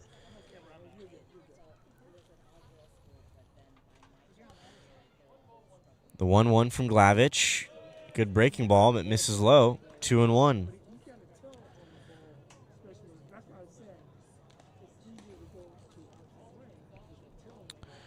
Crawdads currently ahead 3-0 in the top of the 8th against the Alameda Merchants. They're playing at the College of Alameda. So Merchants are the home team. Good move from Glavich. Brewer was frozen a little bit, but got back in time easily. The Blues and Legends are tied up 3 apiece in the top of the 7th at Sinschemeyer Park in San Luis Obispo. So that would be a big upset, or just important for the Seagulls if the Legends are able to get the victory right there. The Blues currently in 2nd place, just half a game up on the Stompers as they leapfrog the Stompers. For quite some time, it's been Crawdads, Stompers, Blues, Seagulls, and then the Legends and the Merchants in that order for the standings, but things are starting to mix around now. Seagulls 2.5 games back of the Stompers. And the top 3 teams in the North make the playoffs, as well as the top 3 teams in the South. So 2.5 games back, the Seagulls are going to have to scratch and claw to get back into the playoff picture. The 3-1. Ground ball, and it's going to get through past Ramos into right field.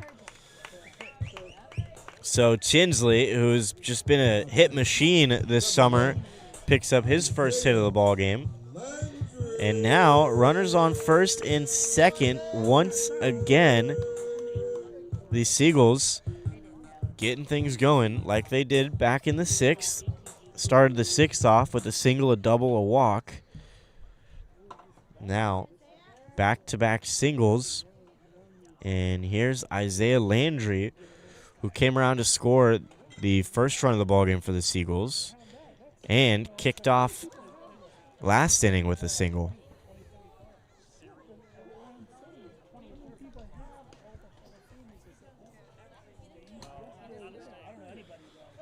Landry, who hit over 300 in his freshman year at Alabama State, and hitting over 300 this summer for the Seagulls. Good slider, and that one also called a strike. Landry down the count 0-2. That one, tough call. Looked like it ran inside, but home plate umpire is going to say it broke in the zone.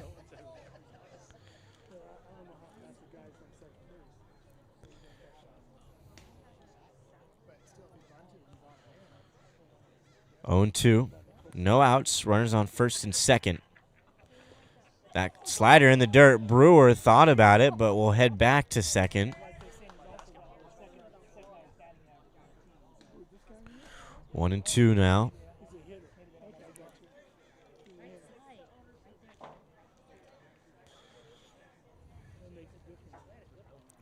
Seagulls looking for some insurance heading to last couple innings.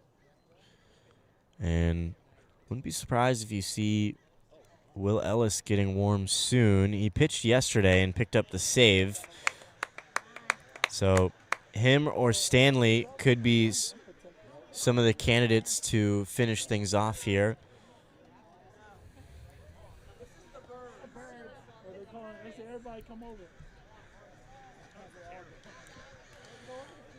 Two.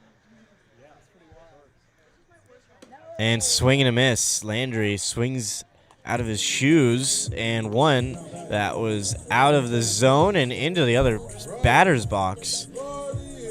So Landry down swinging his second punch out.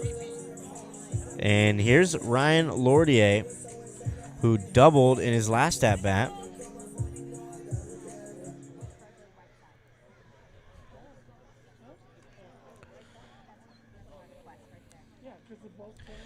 Lordier doubled and came around to score when Logan Hart walked with the bases loaded. Here's another line drive.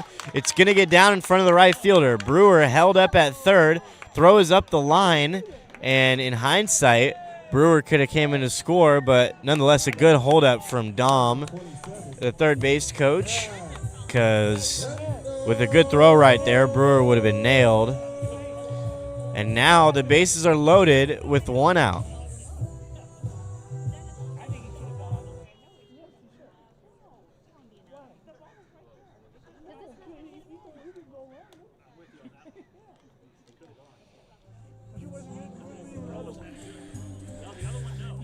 Looks like that's going to be it for Glavich, as skipper Zach Pace will take the ball from his left-hander, and we'll have another arm come into this one. I'll step aside. Cameron Anderson here on the San Francisco Seagulls YouTube. We'll be back with the new pitcher here in the bottom of the seventh. Bases loaded and one out.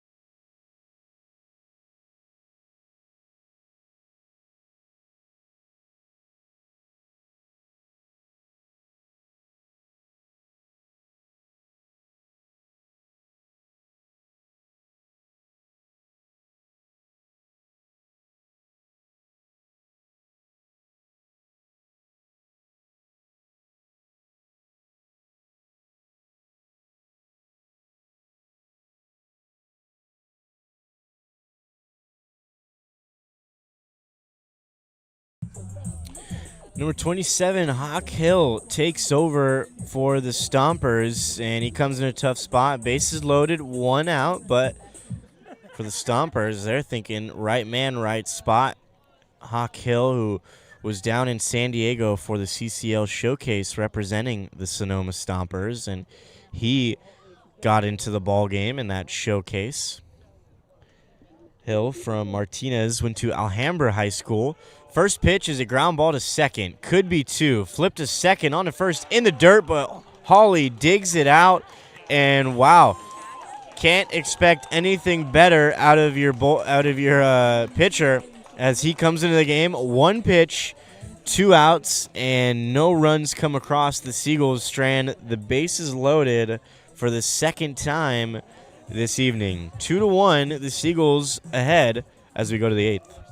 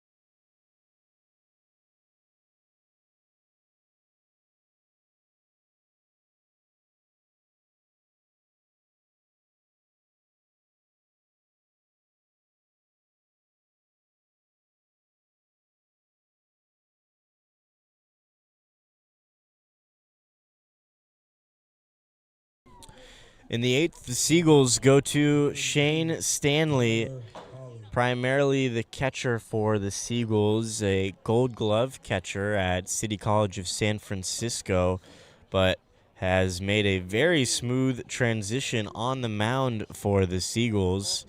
And once again, another returning Seagull in Shane Stanley, who's headed to the University of Maryland Eastern Shore for his junior year after a couple of years at CCSF, like I mentioned. First pitch curveball from him, misses inside, 1-0. Stanley, 8 innings, 4 hits, no earned runs, 3 walks and 11 punch-outs. He's been wonderful out of the bullpen, and all of his appearances out of the bullpen have been in pressure situations.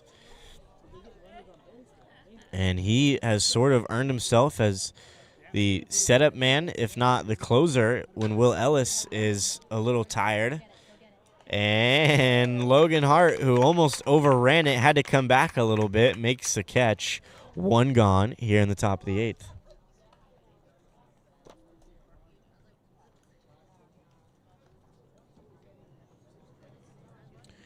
So Hawley flies out to right, and looks like they're going to get a pinch hitter up for the Stompers, and was not in the on-deck circle ready to go.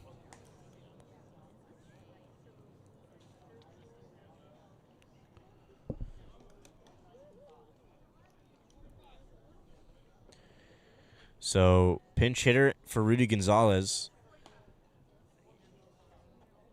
As Gonzalez, who's the 9 hitter and doing the catching duties for the Stompers. It's going to be Benedetto Giovanetti, the 6-foot. Well, that might not be right. Chase Taylor. There are 2 number 21s and 2 number 26s on the point streak roster, so a little confusion there. This is Chase Taylor, thanks to the guy doing all the stats, Ransom Lewis, who let me know about that one. Taylor, 5'8" lefty from Los Medanos College, so sophomore at LMC. Playing in the Bay Valley Conference. He's from Concord, California.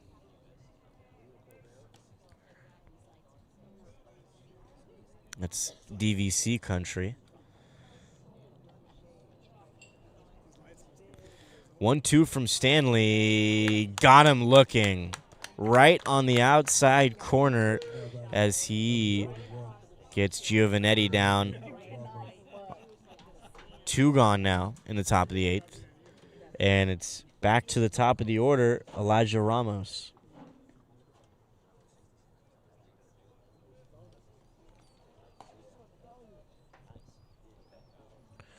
Ramos, 1 for 3 today. A single, a ground out, and a strikeout.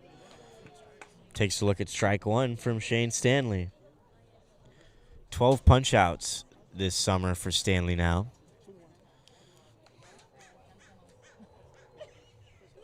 Breaking ball, swing and a miss.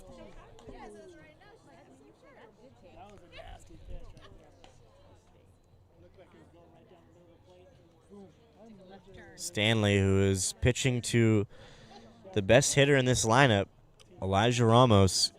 Ahead in the count, 0-2. Fastball popped up, out of play. Ramos will see another.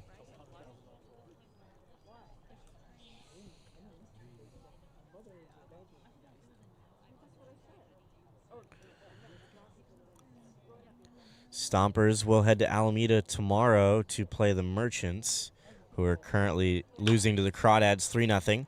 Ground ball to third. Brewer bobbles it, and he's not going to make the throw. And that one will go down as an E5. And the Stompers have some two-out life here in the 8th. And Stanley will have to face another. It's the 2-hitter Trent Abel, who's 0 for 3 today. 2 strikeouts and a flyout.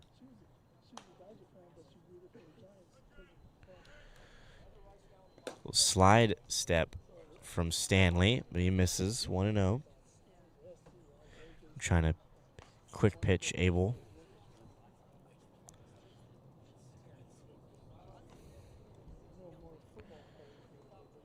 Breaking ball.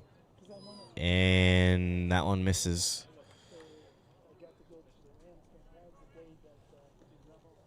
2-0.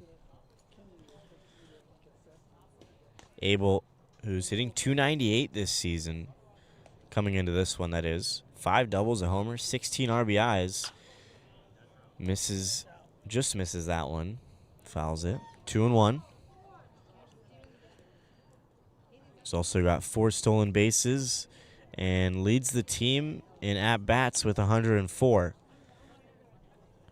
So him and Ramos have been a good 1-2 punch at the top of the order for the Stompers.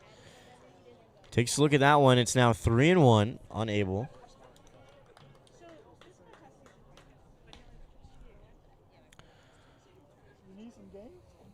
One-run game. Runner on first, 2 gone. The 3-1. In there, strike 2.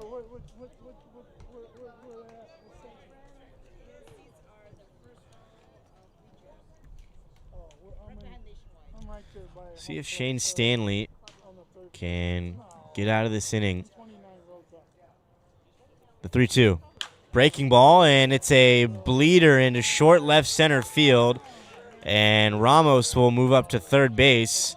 Now runners on the corners with 2 gone, and that is the big worry, especially with a 2-out error like that. And Brewer clearly feeling it even more, upset with himself after that error, and obviously seeing how the next batter is a bleeding single into short left center field. Just always how things go in this game. They're going to go to the closer here early. Will Ellis, the most dominant pitcher in the CCL, will get another save opportunity. This time he's going to need 4 outs, taking over here in the top of the 8th.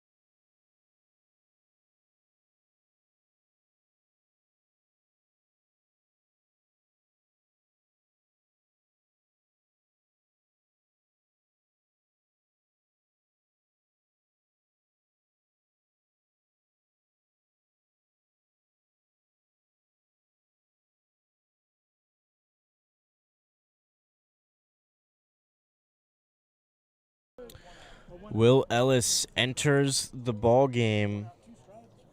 This is his 12th appearance out of the bullpen. Comes into this one with a 2-0 record and 6 saves, which leads the CCL. He also has the best ERA in all of the California Collegiate League. He picked up the save last night in the 7-4 victory, coming in the 9th to shut things down. And surprisingly, he actually didn't pick up a strikeout last night, so I'm sure he's looking to pick up some of those in this outing. First pitch to Max Handren, and runners on first and third, 2 outs, and a 1-run game. The 1-0. Slider catches the outside corner, strike one. Doesn't take very long to see why Will Ellis is putting up the numbers he is. And he may get overlooked because, he's going to Oklahoma Baptist, not a huge school for baseball, but Will Ellis has turned a lot of heads and has definitely been one of the more successful Seagulls this season. His 33 punch-outs, second best on the team behind Dwyer Lewis. The difference is Ellis has 33 strikeouts in 23 innings.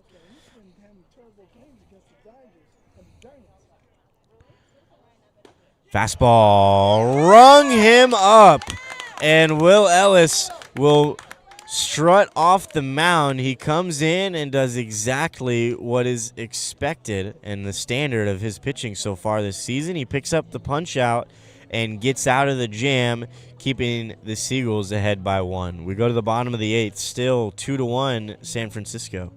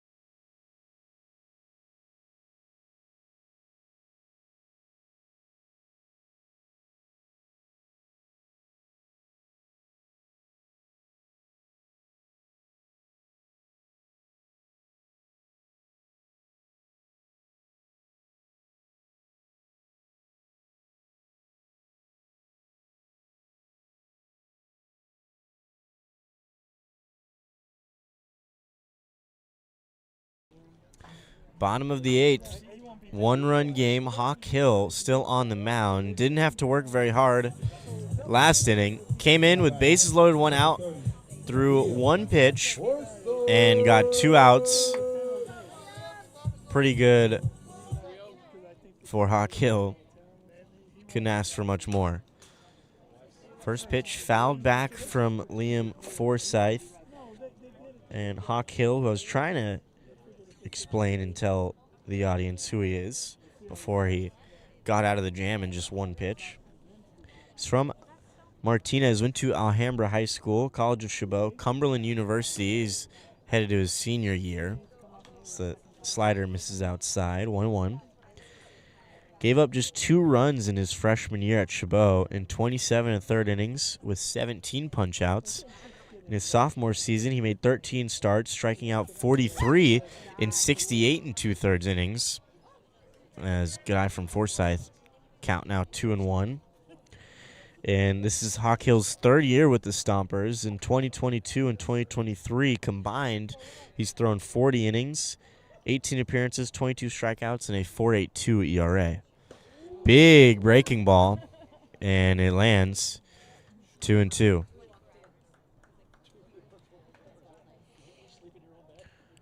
This is his 7th appearance of the season, 18 innings, 14 punch-outs, enters the game with a 3 ERA.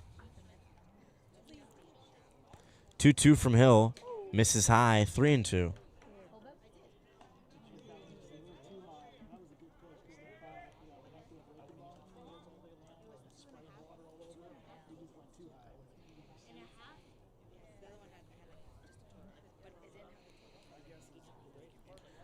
Three-two count to Forsyth, leading things off in the bottom of the 8th as the Seagulls trying to get some insurance runs, and it's a punch-out. Forsyth swings at the high slider, and he's down for the first out. Number 7, Logan.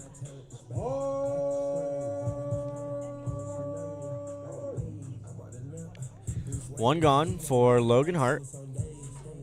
Well, like I said, the Seagulls just trying to get some support. I mean, Will Ellis doesn't need a lot. He's surrendered just 1 earned run this season, but he is human, and more run support definitely make Seagulls players and fans a little more confident.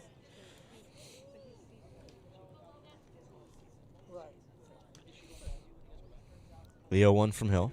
Big breaking ball, lands it again. He's got more of a 12-6 breaking ball. A lot of vertical break. Not a lot of horizontal movement. Just a big curveball. And this one hit into left center field, and it's going to get down. It's a hit for Logan Hart. The throw is errant, and a good read from him. He's going to move up to second on the throwing error. So the left fielder, Joseph Cardinal, trying to get into his cutoff man, but misses him. So that's a throwing error on Cardinal. Hart moves up to second, and the Seagulls have a runner in scoring position with 1 out.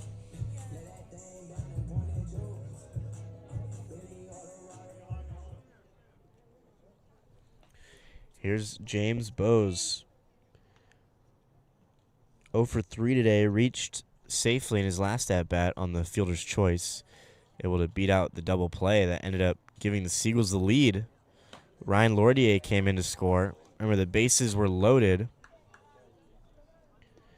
back in the 6th.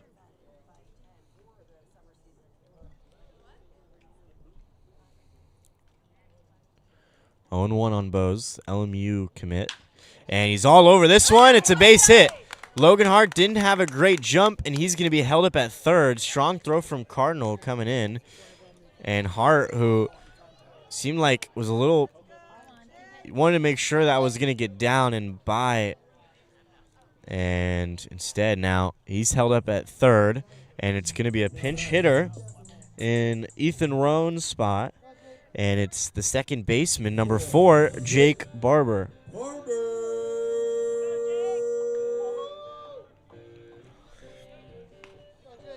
So smart move here from Coach Dom, going to Barber, who's been one of the better hitters lately, especially before the 5-day break that the Seagulls had. Barber, who is red hot, especially with the pop at the plate. Couple of home runs for Barber now this season. Him and Andrew Tinsley, both 2 home runs. First pitch misses, 1-0. Barber comes in hitting 200, 8 runs. 2 doubles, 2 homers, 7 RBIs. Breaking ball from Hill misses. Bowes thought about it, but we'll go back to first.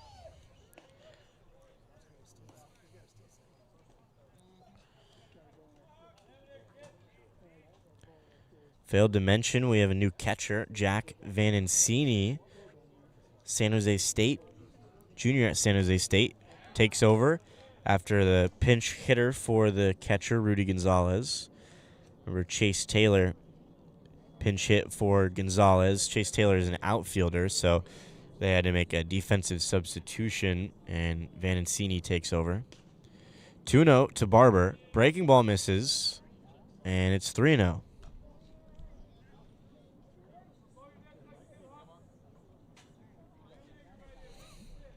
One gone. Runners on the corners.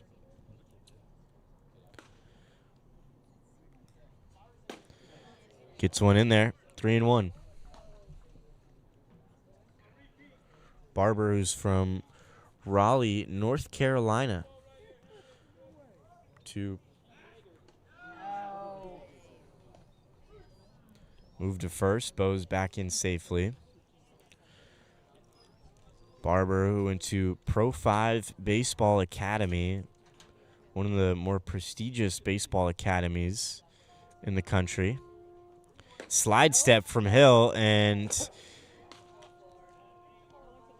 Hill, who's trying to negate the base running, or James Bowes stealing at first, might have also just quick pitched Barber. Now 3-2. Hill comes home. It's a pop-up, and Bowes has to go back. He doesn't read it right away. Ramos throw to first, and he's doubled up. And just not amazing base running right there. Tough. Bowes is on the move with the pitch, but didn't read that pop-up well enough. And no runs come across. Once again, the Seagulls strand runners in scoring position. We go to the top of the ninth. Will Ellis, who took over in the eighth, looking to pick up 3 more outs and collect his 7th save of the summer.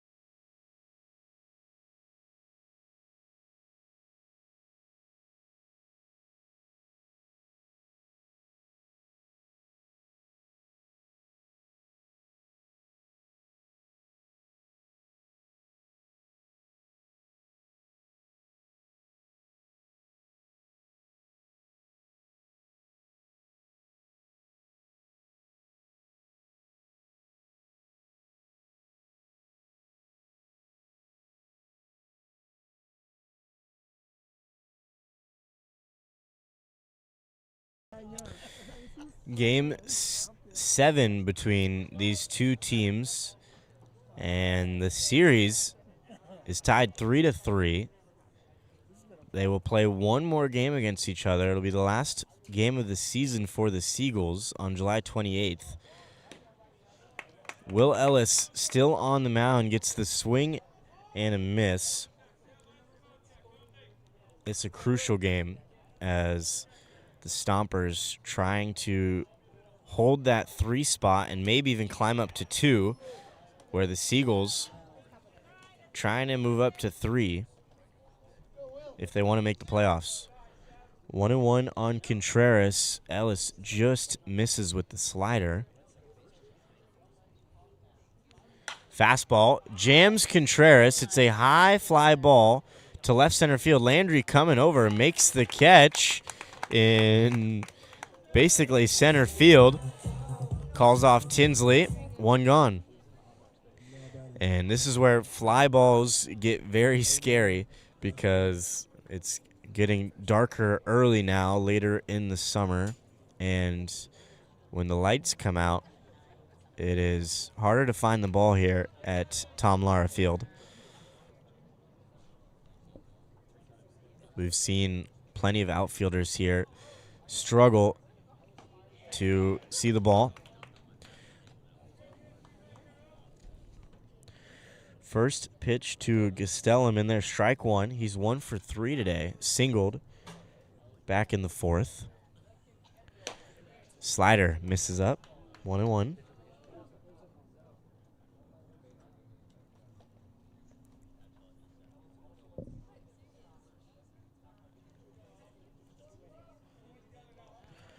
One ball, one strike, one out.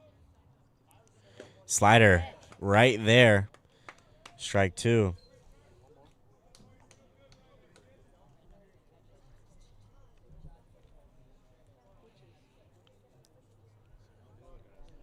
Stompers down to their final 2 outs here. 1-2, fouled off.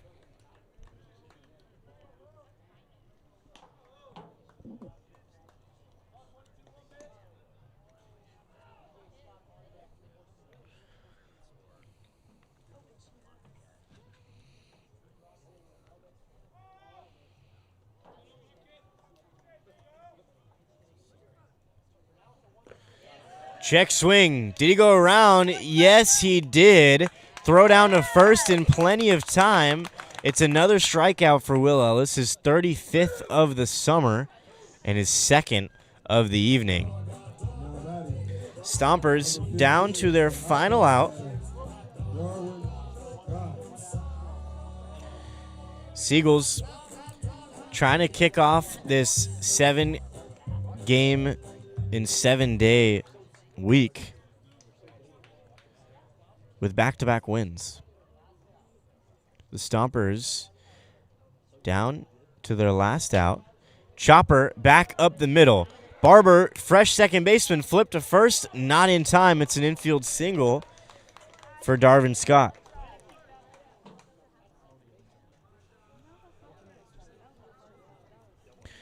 So just like in the 8th, the Stompers a little bit of 2-out life as Scott reaches on the infield single.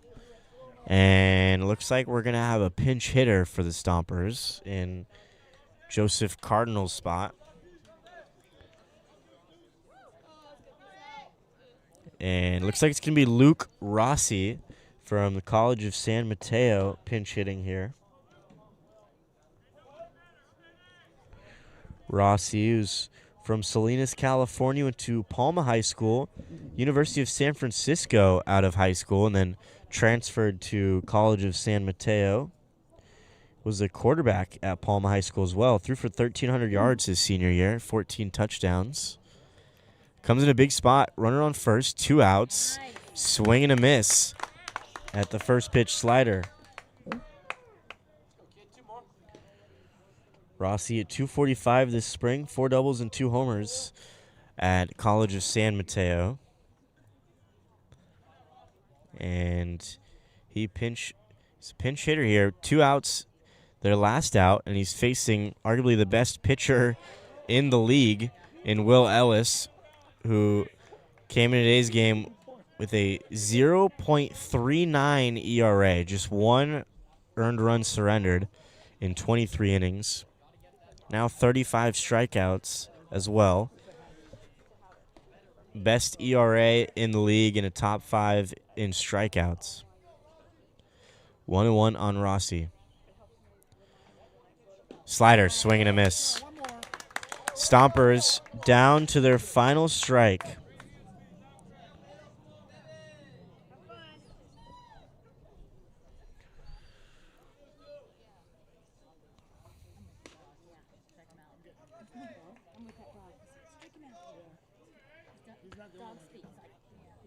Runner on first, 2 gone.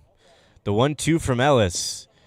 Misses. Wow, no. Strike 3 as Rossi is rung up. Will Ellis trying not to crack a smile. And that is how things end here in San Bruno at Tom Lara Field. And, I mean, wow. Will Ellis picks up his 7th save of the season. Very unconventional way to end things as the home plate umpire looks like she's just ready to go home. The slider was not in the strike zone, but nonetheless, Will Ellis, dominant performance. 3 strikeouts in this one, and had to retire 4 batters, including the last batter in the 8th came in with 2 outs, runners on first and third, protecting a 1-run lead. Back-to-back saves in back-to-back evenings for Will Ellis. Getting word that we will also have Will Ellis and Jake Brewer join the broadcast for a little post-game interview. Brewer, who had a great bunt single to get things going, and obviously Will Ellis, who picks up yet again another save. So 2-1 victory for the Seagulls, back-to-back wins, and 5 more games left. They're 13-15 now, and starting to inch a little closer in the standings to that 3 spot that the Sonoma Stompers currently hold. And quickly going to take a look around the league as well and see some of the final scores here in some of these games.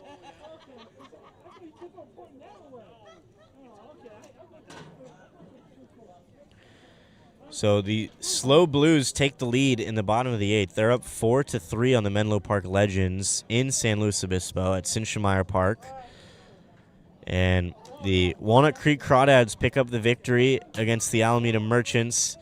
So the Merchants drop 1. The Crawdads stay hot, sitting first in the division in the CCL-North. No surprise there. The Blues, who are currently second in the North, ahead on the 5th place Legends, 4-3, like I mentioned, at Sinshmeyer Park.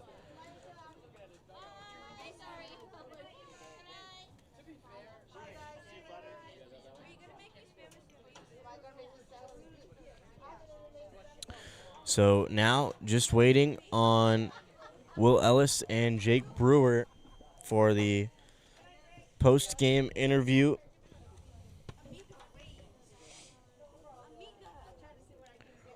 Brewer, who went 1 for 3 today with a bunt single and played great defense at third.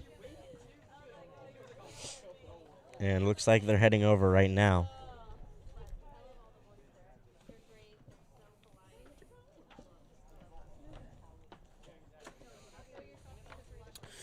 And here we go. So the closer for the San Francisco Seagulls, Will Ellis. First of all, what an end. Was that last pitch a strike? No. I mean, the umpire called it a strike, so I guess it was a strike, but I wouldn't say it was necessarily a strike, no. Well, I would say maybe you deserve some calls here and there based on how you've performed this summer. Under a 1 ERA, now 36 strikeouts. You have the best ERA in the CCL, and just 2 less strikeouts than Dwyer Lewis in about 10 less innings. You were also CCL Pitcher of the Game in the showcase. Briefly talk about that experience, going down to San Diego, playing in the showcase, and being able to be the Pitcher of the Game. Yeah, it was a really cool experience overall, just being able to go down there. You see the guys from the South, they have really good talent down there, and it was just awesome to just experience it, see the guys on the other team, and just see talent from all over the place in one area. It was really cool. So, Jake, you got the start today at third and quickly flashed the leather. Nice diving play and play to your left early in the ball game. You've been moving around a little bit in the infield, primarily playing second and first, but got the start today at third. Are you taking grounders from all different spots in the infield to make sure that you're ready to play wherever coach puts you? Always. I'm always trying to get an extra work whenever I can. Third base is probably my favorite position, so very happy to finally be able to get back over there after coming off an injury. Obviously, the error in the 8th, luckily, this guy right here sort of bailed you out in the 8th with 2 outs, came in and shut the door. You also, though, picked up a bunt single once again. Has that always been sort of part of your game where you're able to lay down bunts? And obviously a lost art in baseball, but really you have been the guy for the Seagulls in sacrifice situations, and even like you did today, leading things off with a bunt single when the offense is sort of muttering and struggling to get on base. How long have you sort of known that you are able to get down bunts, and how confident are you with when coach asks you to get one down? Every time I'm very confident with my bunting. I've bunted, like, it's lost art. I've bunted since I was 10. I'm very confident with it. Look to steal hits anytime I can, get our guys fired up a little bit. Well, for both of you, you guys are now 13 and 15 and have won back-to-back games. I know you guys are probably tired, and this is going to be a long week, 7 games in 7 days, trying to make a playoff push. Will, I'll go to you first. What is it going to take from you and the pitching staff heading down? Once again, another great pitching performance. You guys have had one of the best pitching staffs in the CCL, not even just the North, but including the South. What is it going to take for this pitching staff to keep it rolling until potentially the playoffs? Yeah, I'd say we just need to keep doing what we're doing. I feel like when we throw strikes, we just have success. I don't remember many games that we've thrown strikes and then ended up losing, so I feel like that's the main thing. And Jake, for you, offensively, what is it going to take for the Seagulls? Because, you know, not to call out the offense or anything, but that's probably been the weakest part for the Seagulls so far, objectively speaking. What is it going to take to get the bats going? Slow start today, just 1 hit through the first 5 innings, and then start to get things going in the 6th. What is it going to take offensively for the Seagulls in this final push? Well, first, the pitching's been amazing. It's been very fun to play behind, a lot of strikes being thrown. So I think just as an offense, we need to do a better job situationally hitting, moving guys over, and getting runs across. Yep, just going to say that today definitely left some runners in scoring position, could have capitalized, drove in some more runs. Well, thank you, both you gentlemen. Good luck the rest of the season. Thanks for joining me. Cameron Anderson signing out from San Bruno, California. The Seagulls win. Final score 2-1 over the Sonoma Stompers and win back-to-back games. They play tomorrow night against the Walnut Creek Crawdads, who will come here and play at Tom Lara Field in San Bruno.